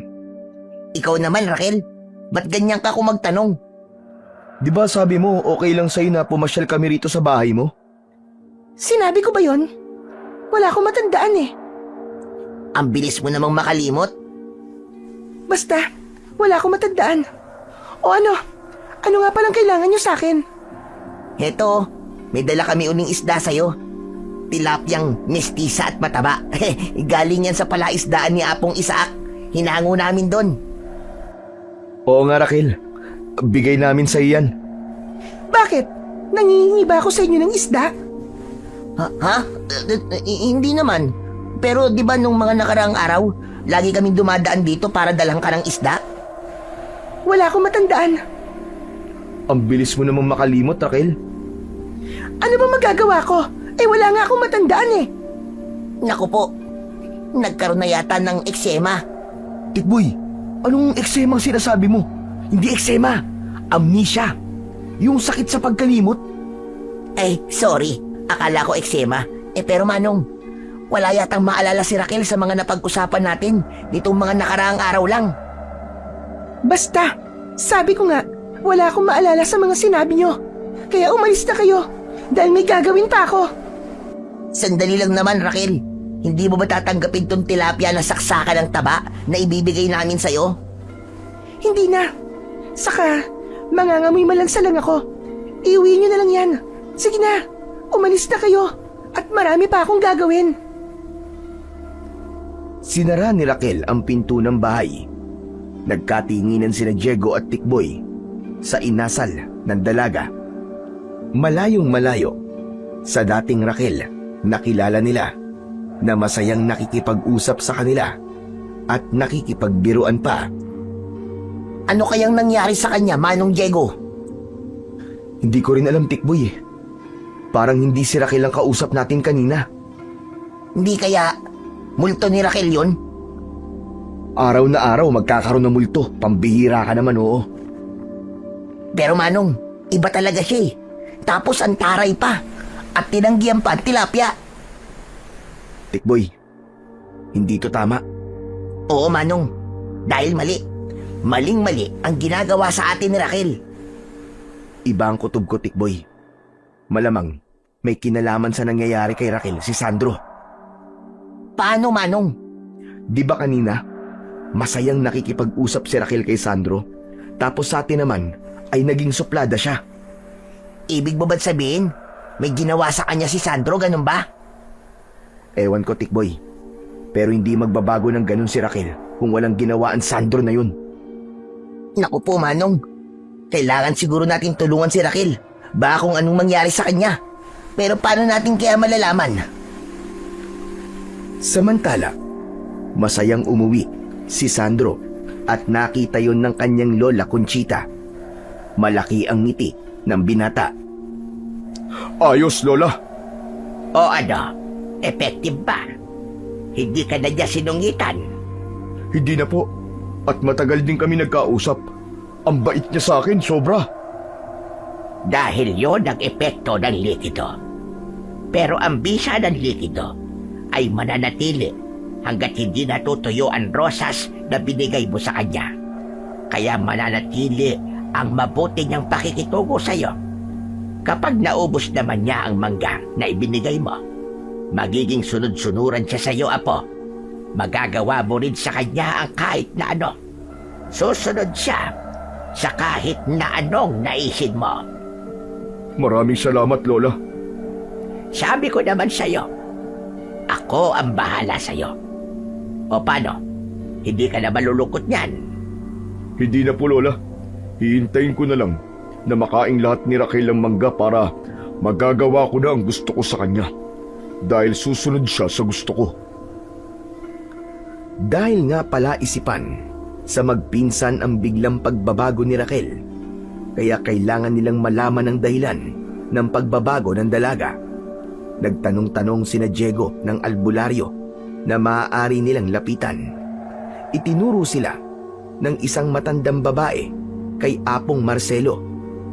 Hindi sila nagsayang ng panahon, kaya hinanap nila ang matandang albularyo upang hingan ng tulong. Amang tao ang nilapitan niyo, mga iyo. Kailangan po namin ng tulong niyo, Tatang. Alam ko. Kaya nga kayo nandito sa kubo ko. Apong Marcelo, gusto po naming malaman kung anong nangyayari sa kaibigan namin. Bigla kasi ang pagbabago niya eh. Maaari ko kayong tulungan. Pwede kong masabi kung bakit nagbabago siya. Kung may bagay na pag-aari niya na maipapakita at maibibigay kayo sa akin. Naku, wala tayong dala, Tikboy. Manong Diego, alam mo namang Boy Scout ako eh. Laging handa. May dala ko. Talaga? May dala ka, Tikboy? Oo naman. Ako pa ba? Eh ano yan dala mo? Eh Manong, pasensya ka na. Ito lang kasi ang nakita ko nang pumunta ako kay Raquel eh. Teka nga, ano ba yan? May dinuot sa bulsa ng suot na short si Tikboy. Nang ipakita yon kay Diego, ay nanlaki ang mga mata ng binata. Samantalang natawa naman si Apong Marcelo. Tikboy, anak ka nang, bakit yan ang kinuha mo? Ito lang kasi ang nakita ko dun sa sampayan eh. Kaya dinekwat ko na lang tong isang panty niya na nakasampay. Pinili mo pa talaga ang kulay pink, ha? Hinayo pa ka talaga. Ano ka ba? Puro pink kayo nandun eh. Apong Marcelo, pwede na po ba ito? Oo naman. Pwedeng-pwede yan. Baka naman Maaaring maging souvenir ko na lang yan. Akin na lang. Hala, si Apong Marcelo. May plano pa yata. Hindi pwede, Apong Marcelo Sinasabi ko na sa inyo. Nagbibiro lang ako. Kayo naman, masyadong madaling maniwala. O siya, sige. Akin na yan. At kailangan ko yan para malaman kung ano ang totoong nangyayari sa kaibigan nyo. Kinuha ni Apong Marcelo ang panty na ipinakita ni Tikboy at inilagay yon ng albularyo sa isang plangganita na may lamang tubig at pinatakan ng luwa mula sa kandila. Pinagmasdang maigi ni Apong Marcelo ang tubig. Nagkaroon yun ng pagbabago at tila naging malabo ang kulay. Apong Marcelo, ano pong nakikita nyo? Puro libag yata yan ang kwan ni Raquel Lumabo yung tubig Hindi libag yan, kundi yan ang kulay ng nilalang na nagpapabago sa ugali ng kaibigan nyo. Ha? Ano pong ibig nyo sabihin, Apong Marcelo? Kampon siya ng kadiliman at tignan nyo na buong luha ng kandila. Harang nilalang na may nakakatakot na anyo. Diyos ko po, hindi ako maaaring magkamali. Isang aswang ang gumagawa ng hindi maganda sa kaibigan nyo. Ano po? Isang aswang? Oo, hindi maaaring magkamali ang nakikita ko sa palangganitang may tubig. Kaya mag-ingat kayo. Dahil kayo man ay maaaring mabiktima ng aswang. Lalo na ngayon, panahon ng pagsibol ng kanyang malakas na kapangyarihan. Pero Apong Marcelo, kung aswang po may kagagawan ng pagbabago ng ugali ng kaibigan namin, paano namin siya matutulungan? Lalo na kung sinasabi mong mas magiging malakas siya. Oo nga po, Apong Marcelo. Wala lamang kaming power ng pinsang ko Mga tindero lang po kami ng isda. Nais nyo bang magkaroon ng kapangyarihan? Aba, Apong Marcelo, sino ba naman po ang aayaw? Oo nga po, siyempre, gustong-gusto po namin ng pinsang ko yun. Makinig kayong mabuti sa sasabihin ko. Gusto kayong tulungan dahil nakikita ko at nararamdaman na mabubuti kayong tao. Yung ginawa niyong pagpapakita ng malasakit sa inyong kaibigan ay isang mabuting halimbawa. Kaya tama lamang na magkaroon kayo ng kakaibang lakas para matulungan siya. Dahil nakikita ko na nasa panganib ang kanyang buhay. Kaya nga po gusto namin siyang tulungan, Apong Marcelo. Makinig kayo at tandaan niyong mabuti ang sasabihin ko. Dahil isang beses ko lang itong sasabihin at ipapaliwanag. Matamang nakinig at nakatitig ang dalawang magpinsan kay Apong Marcelo habang nagsasalita at pinapaliwanag ang kanilang dapat gawin. Kailangang matandaan nila ang bawat detalye dahil ayaw nilang magkamali. Nakuha niyo bang lahat ng sinabi ko? Opo, Apong Marcelo. Yung po ang dapat namin gawin? Oo, Diego. Kailangan walang labis at walang kulang. Umalis na ang magpinsan sa bahay ng albularyo at manghuhulang si Apong Marcelo. Baon nila sa kanilang pag-uwi ang mga sinabi nito kung paano makakakuha ng mutya na magagamit nila para tulungan at maprotektahan si Raquel. Subalit bago sila ganap na umuwi ng bahay, ay dumaan muna sila sa bahay ng kaibigan dalaga. Muli ay hindi maayos ang pagtrato nito sa kanila, hindi gaya ng dati. Andito na naman kayong dalawa? Raquel, di ba gusto mo namang pumupunta kami rito ni Manong Diego ko? Hindi wala akong sinasabing ganun, no? Nakalimutan mo lang talaga ang mga sinabi mo dati, Raquel. Sige na nga, umalis na nga kayo. Baka mamaya makita pa niya kayo. Sino? Bakit? May inaasahan ka bang bisita? Oo, ako ang hinihintay kanina pa ni Raquel. Gulat na napalingon sina Diego at Tikboy. Nasa likuran na pala nila si Sandro. Siya ang inaasahan at hinihintay na bisita ni Raquel. O ba't ganyan kayo makatingin ha? Hindi kayo makapaniwala na ako ang hinihintay ni Raquel? Diego, Tikboy! Si Sandro ang hinihintay ko. May usapan kami na magkikita ngayon. Narinig niyo naman siguro ang sinabi niya. Kaya tsupi na, tsupi! Alis! Umalis kayong dalawa dahil istorbo lang kayo rito. Yabang. Bakit? Batang bubwit? May problema ka ba ha? Huwag mong papatulan ng pinsang ko. Sinasabi ko sa'yo, Sandro. Bakit? Kakasa ka ba ha? Baka hindi mo kilala tong gusto mong banggain, Diego. Hambog ka rin, no? Oo, dahil may ipagmamalaki ako. Kayo ba? Merong ipagmamalaki ha? Ikaw, Diego, may pagmamalaki ka ba? Wala. Wala siyang ipagmamalaki sa'yo. Dahil maliit lang yung kay Manong Diego ko. Nakita ko na yon. Hoy, Tikboy! Ano ka ba? Kung ano sinasabi mo ah? Ha? Ay, Kwan kasi eh. Akala ko kasi yung tinatanong niya yung ipinagmamalaki mo daw. Mabuti pa umalis na lang kayong dalawa, Diego. Para wala ng gulo. At wag na kayong babalik pa dito kahit kailan. Sige na, tsupi na. At wag na kayong babalik ha. Kasi nga, wala nang pakialam sa inyo si Raquel. Kami ng dalawa nagkakaintindihan. Maliwanag na ba yun sa inyo? Nasa bahay na ang magpinsan. Hindi sila mapalagay dahil sa kakaibang inuugali ni Raquel. Hindi ganun ang Raquel na kilala nila. Kaya talagang may mali at posibleng may ginawa si Sandro sa dalaga. Natatakot ako't nag-aalala para kay Raquel. Bakit, Manong? Ano bang ikinakatakot mo? Baka kasi kung anong maisipan gawin ng Sandro na yun eh. Lalo na't sila lang ni Raquel ang tao sa bahay. Hindi naman siguro. O anong plano na natin ngayon, Manong? Mamayang gabi, kailangan na nating gawin yung sinabi ni Apong Marcelo. Dapat na nating makuha ang mutya ng puso ng saging. Yun ang mutya na sinabi sa kanila ni Apong Marcelo. Dapat nilang makuha ang mutya na ihuhulog ng puso ng saging kapag bumuka ito at isa-isang mahulog ang mga balat. Sa ganap na 12 ng hating gabi ay posibleng mahulog mula sa puso ang mutya at yun ay dapat saluhin ni Diego ng kanyang bibig. Hindi yun maaaring gamitan ng kamay. Kaya ng gabing yun ay pinuntahan nila ang puno ng saging na sinabi ni Apong Marcelo.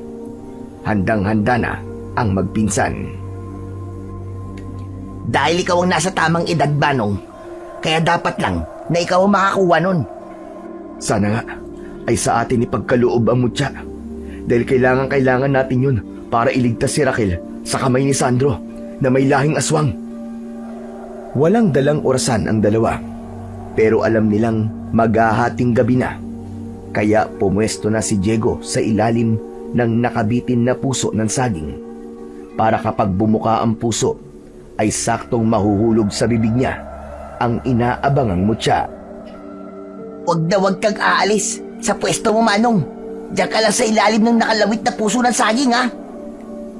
Pero baka naman mangawit ako rito habang nakabuka ang bibig ko. Ano ka ba, Manong? Konting tiis at tiyaga lang. Diba sabi nga nila, kapag may tiyaga, may nilaga. Importanteng makuha mo mutya, Manong. Para kay Raquel. Dahil ayaw nilang masayang ang pagkakataong yun. Isa pa ay nandun na rin sila, kaya laban na lang. Yun ang nasa isip ni Diego. Handa na siya dahil pagkuha niya ng mutya ay kailangan tumakbo siya ng mabilis upang hindi abutan ng mga maligno at iba pang mga nilalang na magkaka-interes din sa mutya na yon. Habang nakanganga si Diego, ay pumwesto naman ang batang si Tikboy. Ilang di pa lamang ang layo niya mula sa kinaroroonan ng pinsan. Siya ang titingin sa mutya na babagsak mula sa puso ng saging. Dahil nga alam nilang mag-aalas 12 na ng hating gabi, kaya matyagang naghintay ang dalawa. Nakapwesto na si Diego, habang nakaantabay naman si Tikboy. Maya-maya pa ay tumilaok ang isang manok.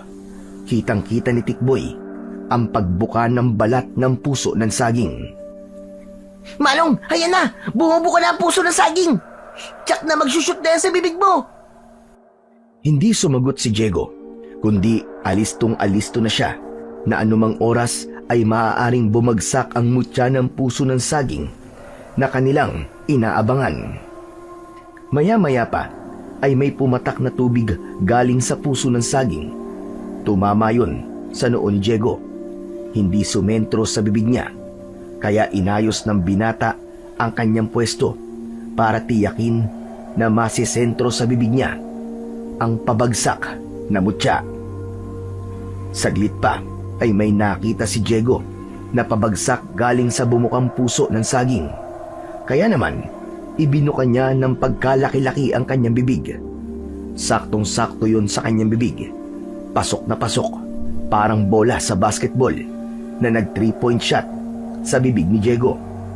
Kaya lamang, tila nabilaukan siya at panay ang ubo. Parang bumara sa lalamunan ko, Tikboy. Saka bakit ganun? Ano nararamdaman mo, Manong? Parang buhay yung pumasok sa bibig ko at nalunok ko. Gumagalaw-galaw pa yata sa loob ng tiyan ko. Naloko na. Mukhang tama nga ang kutob ko. At hindi nagkamali ang mata ko. Ha? Bakit ba, Tikboy? Kasi Manong, parang hindi naman mutya na parang bato ang nakita kong nag-shoot sa loob ng bibig mo, Manong eh. Ang kita ko kasi, parang nag-dive sa bibig mo. Ano ka mo? Nag-dive?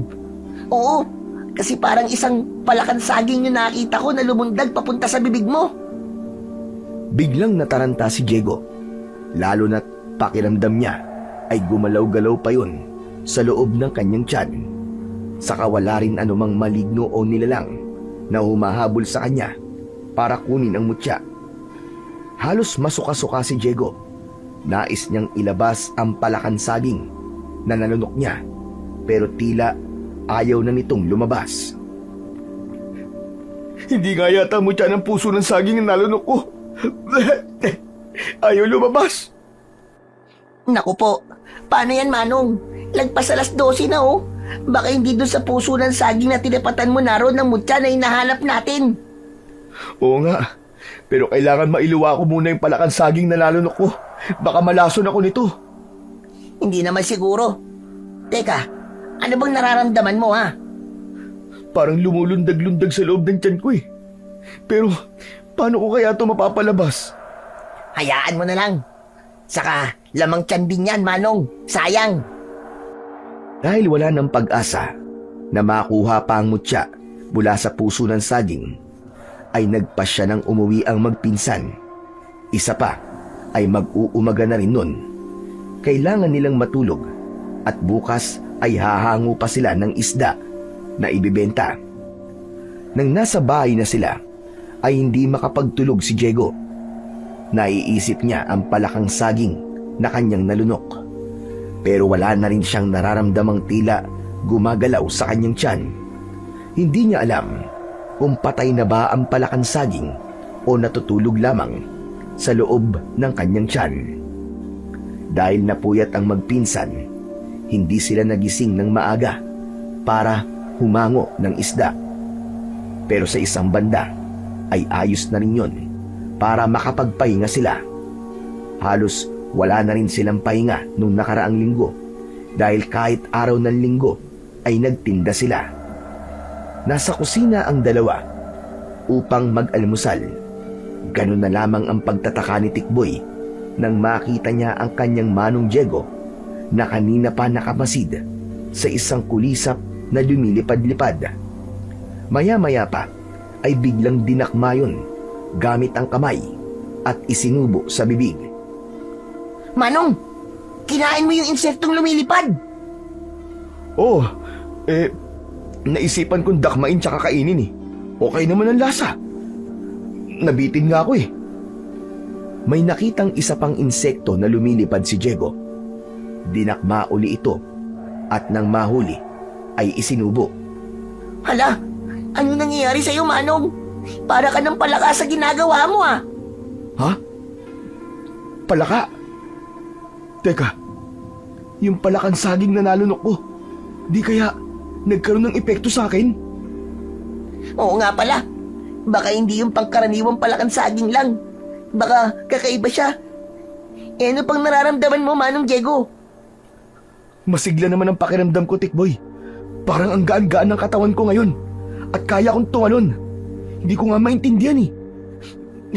Ewan ko, hindi ko maintindihan talaga ang nararamdaman ko. Pero sigurado akong ayos na ayos lang ako. Teka, baka yung palakang saging ang mutya na sinasabi ni Apong Marcelo. At hindi yung maiwagang bato na galing sa puso ng saging. Upang magkaroon ng linaw ang tungkol sa nalunok na palakang saging ni Diego, ay nagbalik sila kay Apong Marcelo. Saka pa lamang nila nakumpirma na hindi lang pala isang bato ang mutya na inaabangan nila, kundi isa ring mutya mula sa palakang saging. Kaya ngayon ay nasa katawan na ni Diego ang mutya na yun. Hindi ang batong mutya ang ibinigay sa iyo ng tadhana, Diego, kundi mutya mula sa palakang saging. Kaya hindi nagpakita sa iyo ang mga maligno. Pero, Apong Marcelo, saan po magagamit ni Manong Diego ang mutya ng palakang saging? Sa paggawa ng mabuti at pagtulong sa mga taong gustong ipahamak ng kampo ng kadiliman. Katulad ng batong mutya na kayang ibigay ng puso ng saging. Pero sa mutya ng palakang saging, matutulungan nyo rin ang inyong kaibigan. Hindi sila nagkakalayo ng kapangyarihan. Sapat na ang mga sinabi ng albularyong si Apong Marcelo upang maging panatag ang loob nila at magkaroon si Diego ng lakas ng loob para matulungan si Raquel. Samantala, ganap nang naubos ang manggang iniregalo ni Sandro kay Raquel, na ang ibig sabihin ay magkakaroon na ng epekto sa dalaga ang kakaibang bisa ng likidong nawisik doon. Magiging sunod-sunuran na siya sa anumang ibig mangyari ni Sandro. Gawin mo na ang gusto mo, Apo. Dahil lahat ng pagkakataon ay nasa iyo na. Susunod na sa lahat ng gusto mo si Raquel. At ngayon na rin ang kaarawan mo. Kaya ibig lamang sabihin, ang lakas ng aswang na galing sa lahi natin ay taglay mo na. Kaya wala nang maaaring humadlang sa akin, Lola. Magiging akin ng buong buo si Raquel. Kung yan ang gusto mo, gawin mo. Kahit ano ay magagawa mo, Apo. Kahit pa ang angkinin siya at gawing asawa. Opo, Lola Conchita. Yun talaga ang plano ko. Para maipunla ko na sa babaeng mahal ko ang aking magiging anak. Ngayon pa lang ay nasasabik na akong magkaroon ng mga apo. Mga apo na magpapatuloy at magpapalaganap ng lahing aswang. Kailangan ko nang umalis, Lola Conchita. Sa pagbabalik mo, ay kailangan kasama mo na si Raquel. Dito sa lugar natin, bubuo kayo ng pamilya. Isang bagong mundo para sa inyong dalawa. Hindi na nag-aksaya pa ng panahon si Sandro. Sa lalong madaling panahon, ay kailangan niya ng kunin si Raquel bago pa siya maunahan ni na Diego. Dahil nga nagkaroon na ng epekto ang likidong iwinisik sa mangga, hindi man lang nagtanong si Raquel nang yayain siya ni Sandro para sumama sa kanya. Paalis na sila ng bahay nang mula sa di kalayuan ay parating naman sina Diego at Tikboy. Manong, sandali! Si Sandro! Kasama niya si Raquel! Naloko na. May masama nga siyang pinaplano. Nagmamadaling tumakbo ang dalawa upang pigilan si Raquel.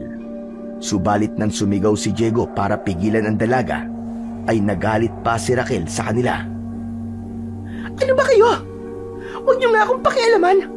Sasama ako kay Sandro dahil gusto ko. Yun ang utos ng puso at isip ko. Raquel, alam ko na wala ka sa sarili mo. Wala ka sa tamang wisyo. Ano ba sinasabi mo?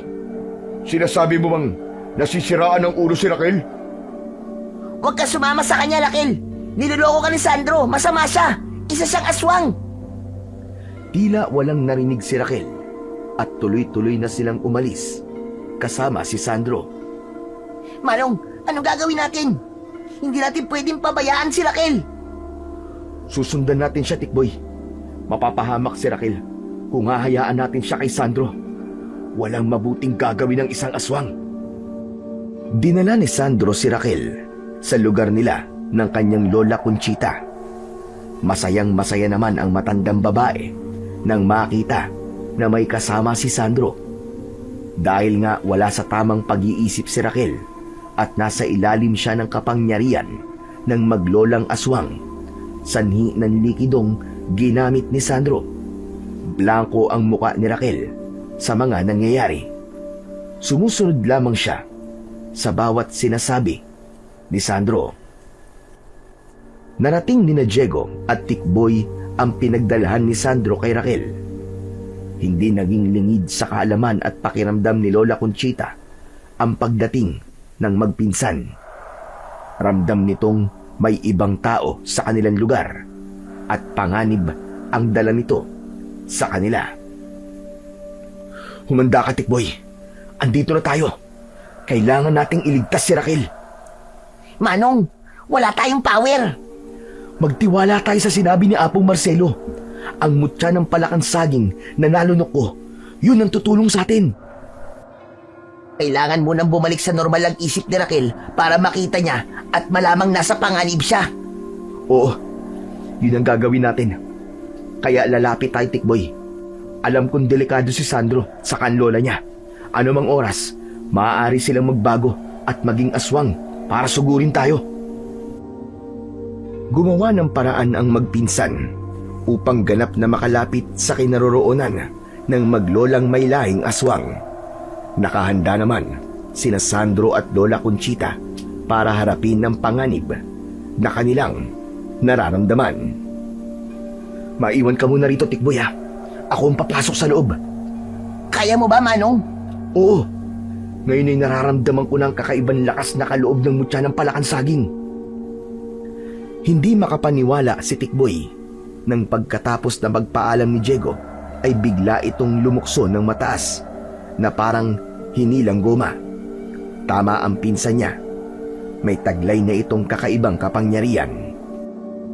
Madaling natuntun ni Diego ang kinaroroonan ni Sandro. Naroon din si Raquel na tila nasa isang tabi lang na walang pakialam sa mga nangyayari. Hindi na rin siya nakikilala ng dalaga kahit nakikita siya. Ang kapal din naman talaga ng mukha mo, Diego.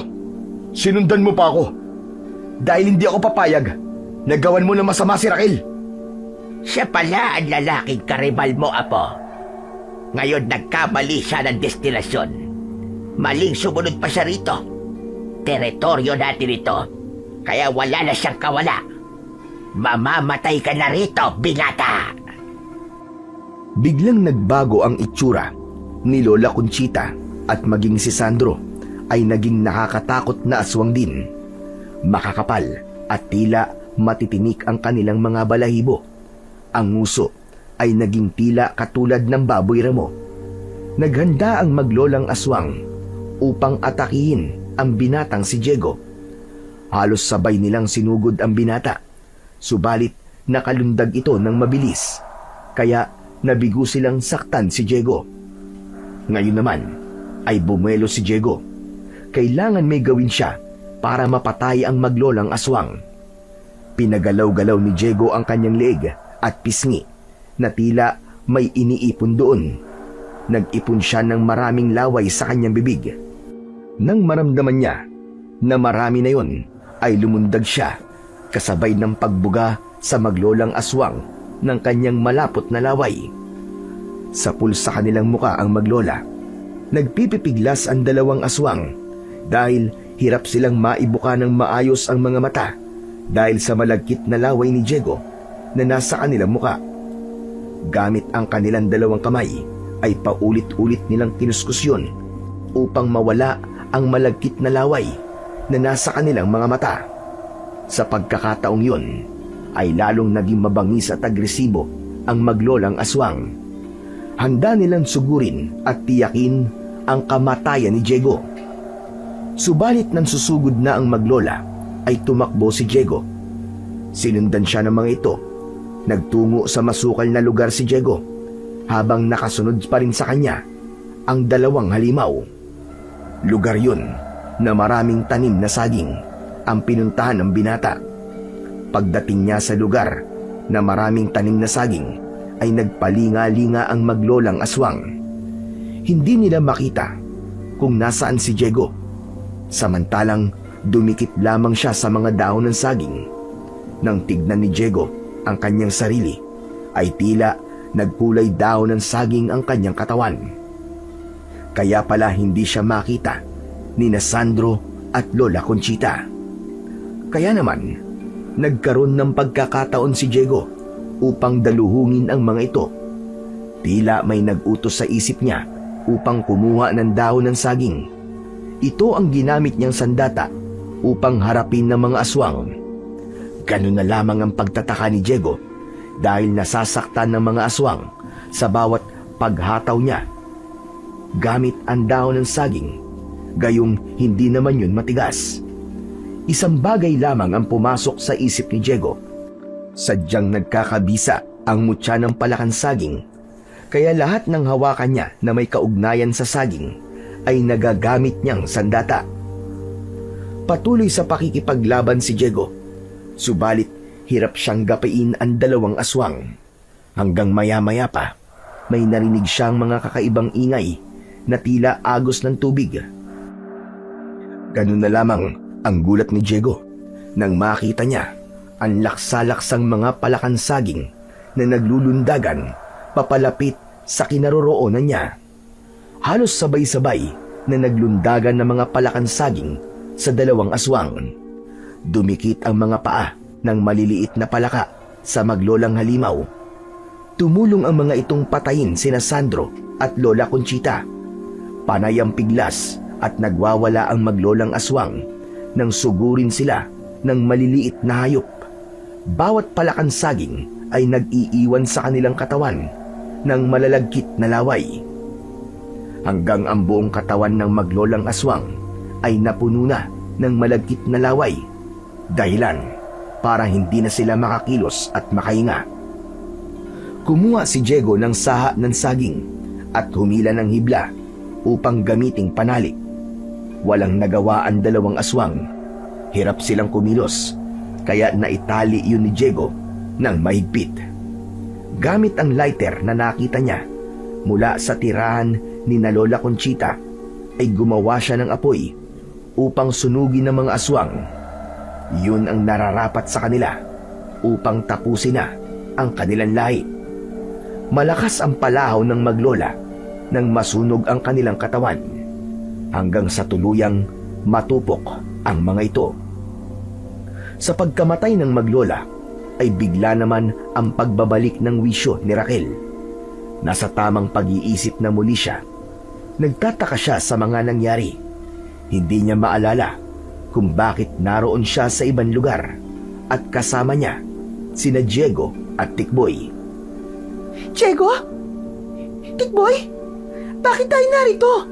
Ano ginagawa natin dito? Mahabang kwento, Raquel. Pero ang mahalaga ay ligtas ka na. Ligtas? Kanino? Sa kamay ni Sandro, Raquel, at ng lola niya. Sa kamay ng mga aswang. Ha? Aswang sila? Oo, Raquel.